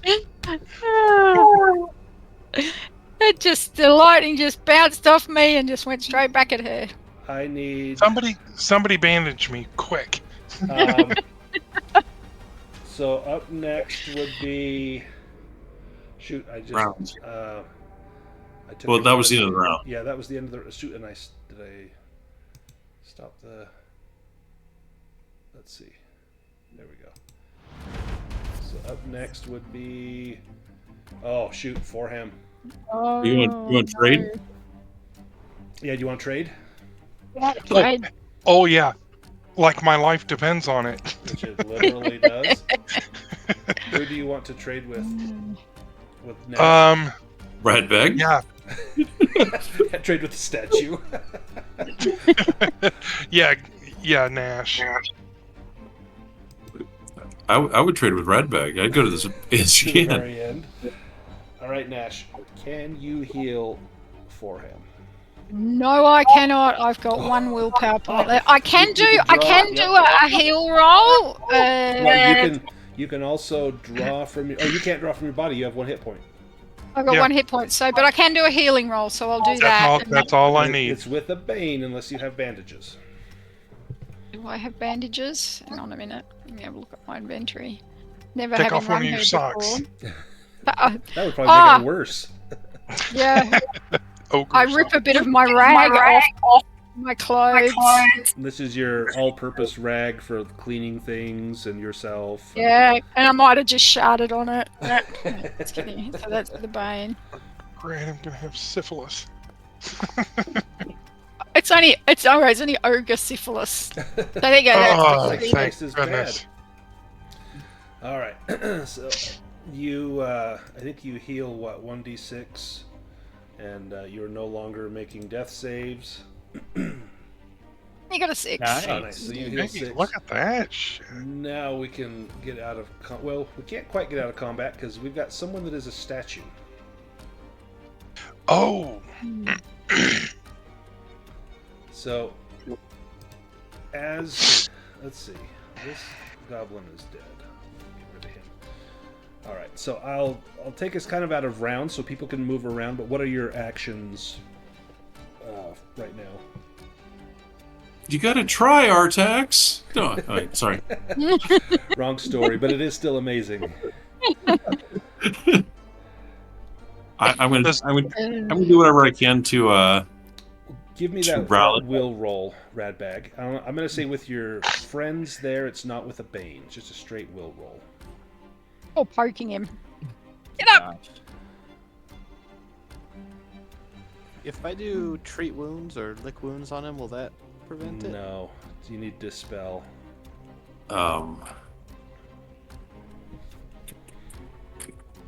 We might have to just pick him up and carry him out like a log of wood. Actually, if we carry him out, I can. I mean, he can still be with us. I'll just use him as a ventriloquist target. You hear a voice as someone says, "So, you've stolen the eye. But there's at least one statue I can sell." As Stenville Stonehammer comes into the room. I just charge him. All right, let me go to the next round. So I'll draw cards. Nash, you're up first. I'm gonna charge him. I don't have anything left to use my body slam, but I can still try to grapple. Let me give him a torch so you can see where he's at here. Actually, I'll give Can him I get there? give him a candle. this dirty double crosser. So he I lured knew you it. here so that he could steal your petrified bodies and sell them. Oh yeah, because I was like, "Where's the bandits?" There's been Yep. no bandits. Yeah, no bandits, Yeah. no chisel. This was his plan all along. Okay. Ass hat. This motherfucker better brought that chest with him. I don't think there was a chest. What? Another person lied to me? Oh. Okay. So where actually is he? Can I see him? You, Top of the stairs. Yeah, top of the stairs. Oh, right- he's up right the over stairs. there. All right. I'm just gonna have to take my 6 whole squares and run towards him. Actually, didn't the Medusa have a bow on her? She does. A magical Oh, bow. actually. Oh no. Who can use a bow? Probably the guy that's a statue. Damn it! Yeah. Not me. I'm just heading for him. I've got I've got no spells. I'd pick up the bow and fire it at him.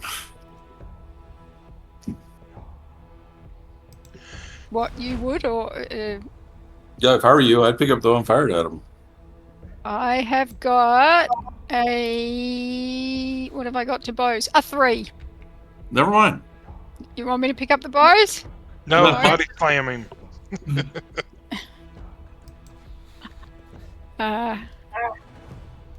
He lays into Nash with a warhammer. Oh, he comes down to me. Oh, okay. Yep. I hope that misses. That's a miss. Okay. Yeah. Perlin is up. Well, at least I didn't have to try and get to him, so Yep. that's good. Made your job a little easier. Oh, I guess I could do my catnip spell.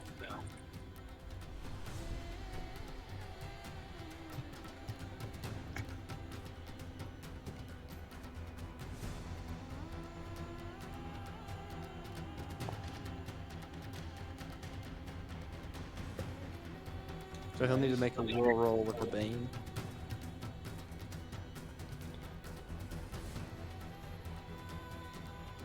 Let's see.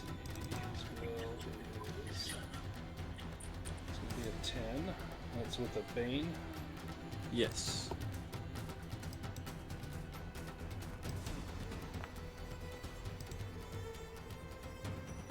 Oh, nope. So he is restrained.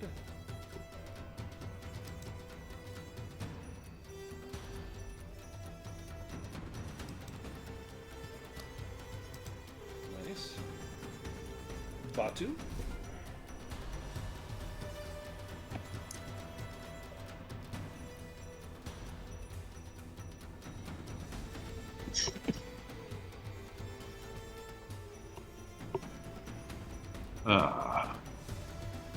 I am back on the. There we go. There we go. Does restrained help at all? What? Yeah, I'll Okay. say it gives you a boon if you're attacking. With range, or do I have to be in, next to him? Either one, I would say. He Oh, can't, well he can't then. evade. Well then, we're gonna just hit him with a sling. Actually, I wonder. All right, we're gonna dig around still. Are you pooping, like digging around in a litter box kind of thing? Oh. How many times has that rolled a demon tonight? All of them, all the time. All of them. All right, I'm done. I guess I move a little bit, but Radbag, give me your will roll with the Bane. You gotta get one of these. Not this Oh, one. shoot. Do you push? I've only got will left. Oh, that's it. Oh, yeah. Yeah, you want Does he not have the Bane because his friends are nearby? They're not nearby. They're not anymore. nearby anymore. Forham, you've got a magical bow on the ground near you, as well as a magical sword. I'll pick up the magical sword. Let me give you a strapi, which is Greek for lightning, apparently. Strape. Strapi. You now have a strapi. Well, I'm gonna light him up. So with a With a strapi. strapi, you can use a sword, or you can cast a spell from it. It has lightning flash, which can be cast at level 2 for 4 willpower, and no casting roll is required. That would take your Oh action. no, I'm not. I'm not. And kill doing it. Nash. I'm just gonna crack him with the sword. There you go.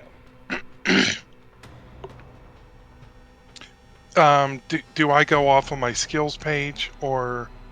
So let's equip it. So we'll have to unequip like maybe your sling, and we'll put a strapi. We'll equip it Okay. there. Now you can click on a strapi. It's at a Bane though. Everything's at a Bane. Shit. Okay, that's it. Batu, go ahead and roll your demon.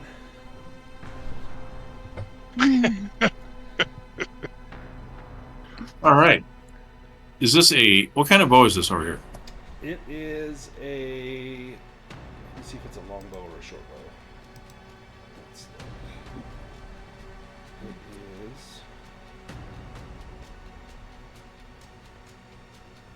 is. Where's the bow?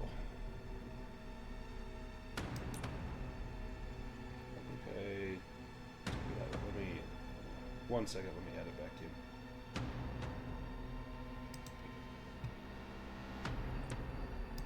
The bow is. That's the Viper's Tongue. It is a. It's going to be a long bow. I was doing D12, so that'd be a longbow. Yeah, it's a long bow. All right. I don't have the strength to do a longbow, so I have a. This is master crafted, so it only requires a 10 strength. Oh. So Never mind then. I think you can use Yeah. it. I can now. So let me give you the Viper's Tongue. All right. And I'll get rid of the scimitar of my income or my inventory. All right. So since it's Mastercraft, I can actually. I don't have a Bane. Yep. Nope. I still have a boon because he's restrained, or did he get out of it? Oh, he is still restrained. So yeah, give yourself a boon.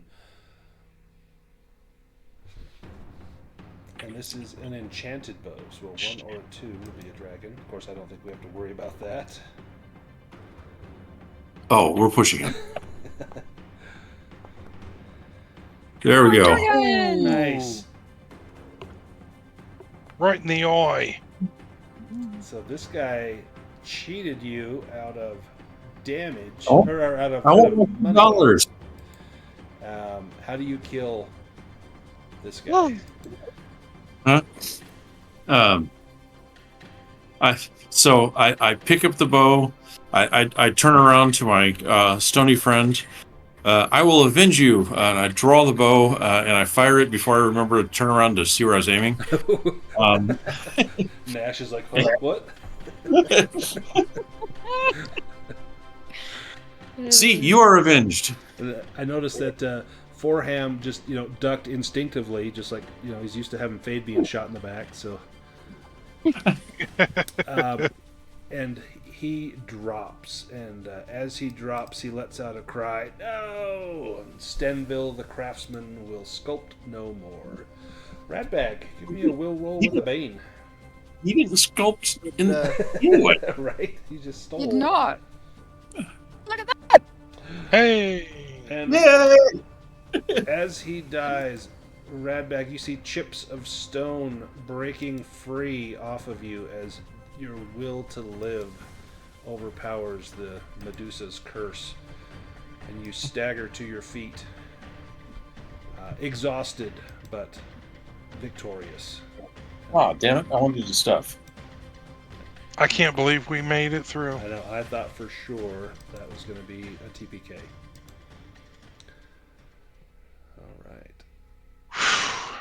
Alright. Wow. I know I have no idea about Medusas in Dragonbane. I know in Dungeons and Dragons, if you show my mirror. Yep. So it doesn't say anything in Dragonbane about that, but I grew up with Clash of the Titans, so I would totally go for that. You find a silver brooch, a hand crossbow, 5 gold coins, and another silver brooch, which happens to be 2 of them. You've got the short sword, the Astrapi, and the the Viper's Tongue. You also find, don't let Perlin touch the money. You find a potion which is unidentified, and if someone wants to make a bushcraft roll, they might be able to identify this potion. I haven't got a demon on that one yet. Wait. Nope. So.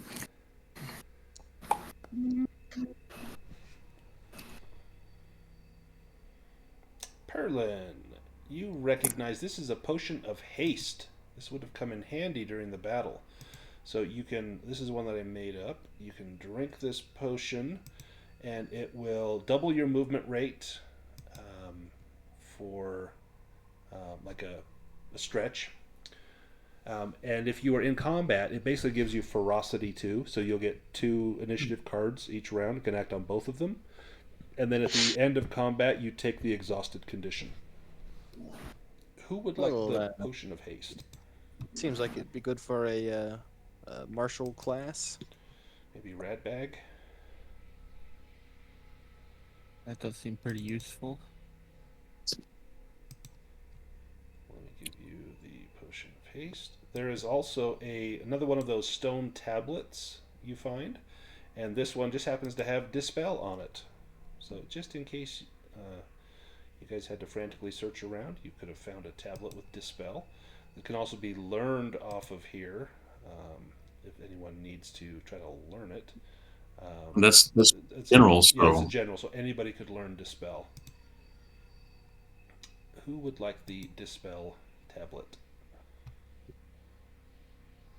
Perlin wouldn't mind having it. He could maybe try and learn it and then cast it on himself so he can get rid of this gold curse. Or you could just use it That's a as good well, but idea. it might be more advantageous to try and learn it, because then you can do it multiple times. Tablet of Yeah, I'm Dispel. real sorry about using the other thingy, but Hey, it ended. It was probably going to be a wipe otherwise. So yeah. that was well done. All right, you can make your improvement rolls. Everybody can take 5 additional improvements, and then we will roll them in order. We'll start with Batu the Colorful. And then if you need to go back to town, and wow, 7 dragons and demons.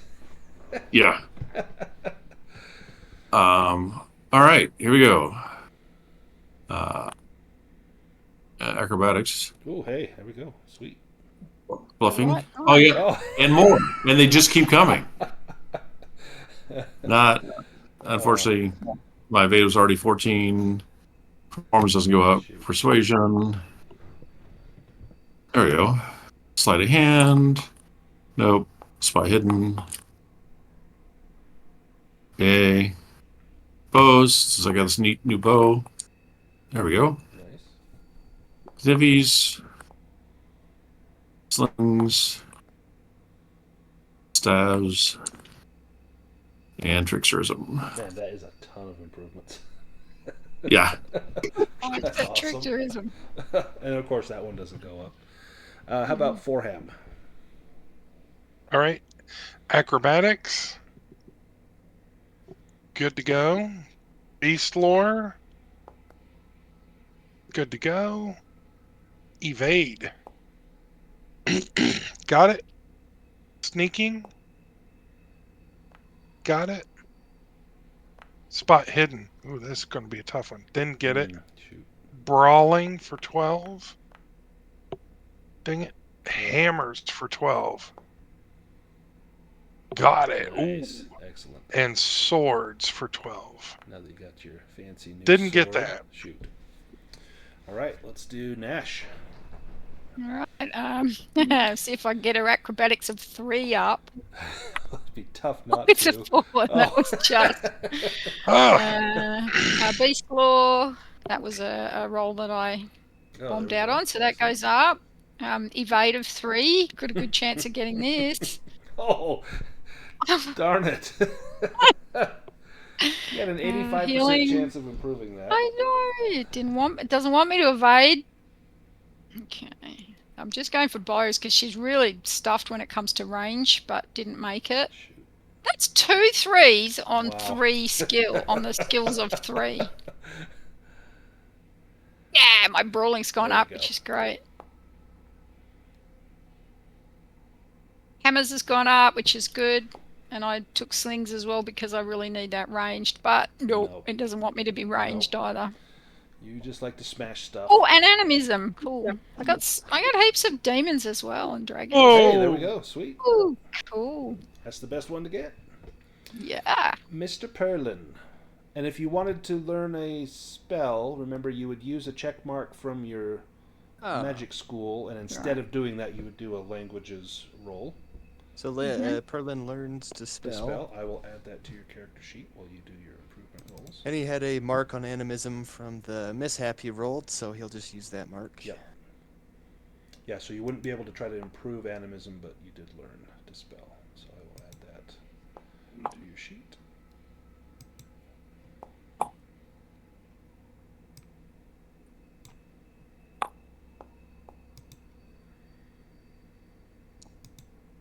We'll have to call it something else, like Shoe. Shoe would be awesome for your kitty. My myths and legends roll, Oh. but I learned Dispel, so that's good. Yeah, let me change the name of Dispel. Let's call it Shoe.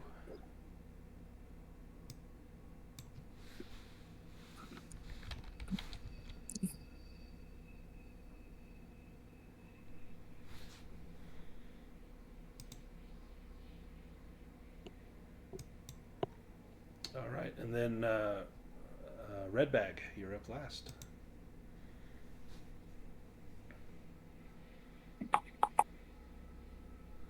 Potion of Zoomies.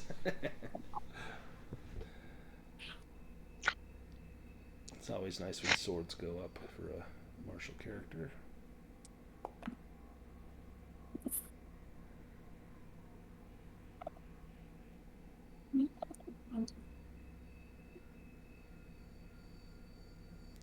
Excellent.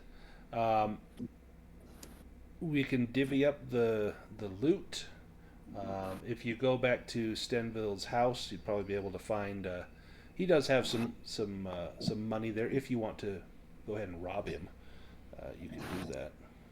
I Oh, absolutely think we should. it's not robbing him. This is our inheritance. It's reclaiming it. Perlin can touch gold again without it withering away. Excellent. You find 250 gold pieces. You find a chalice, a great helm, and 9 silver coins. The chalice is worth 2d6 times 5.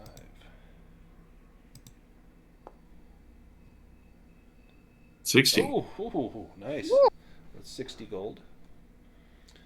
So that's 310. We'll round the 9 up to 11. 311 gold that you find there. Plus, anyone want a great helm? It's great armor, 2 points of armor, but you get a bunch of banes. While it would be amusing if Nash had it.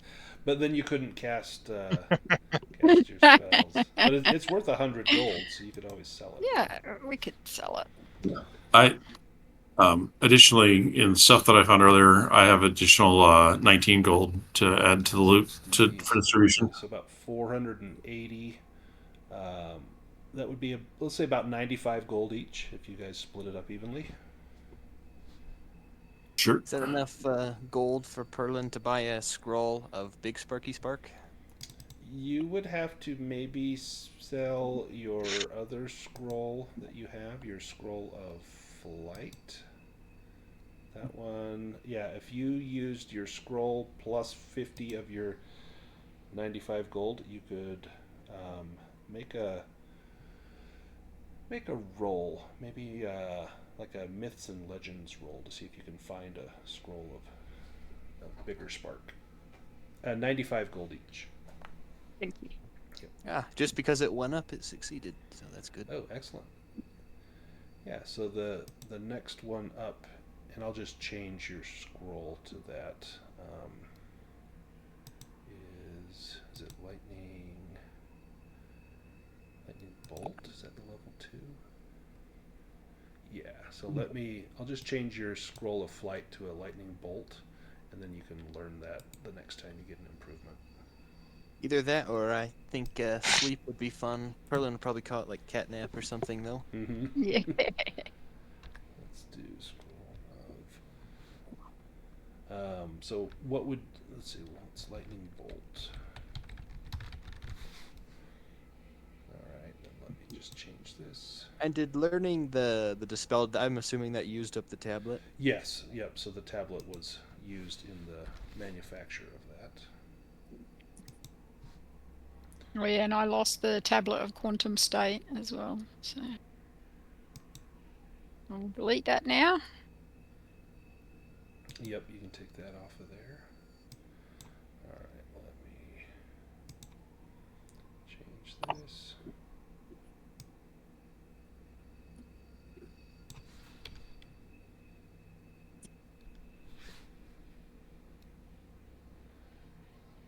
Bolt.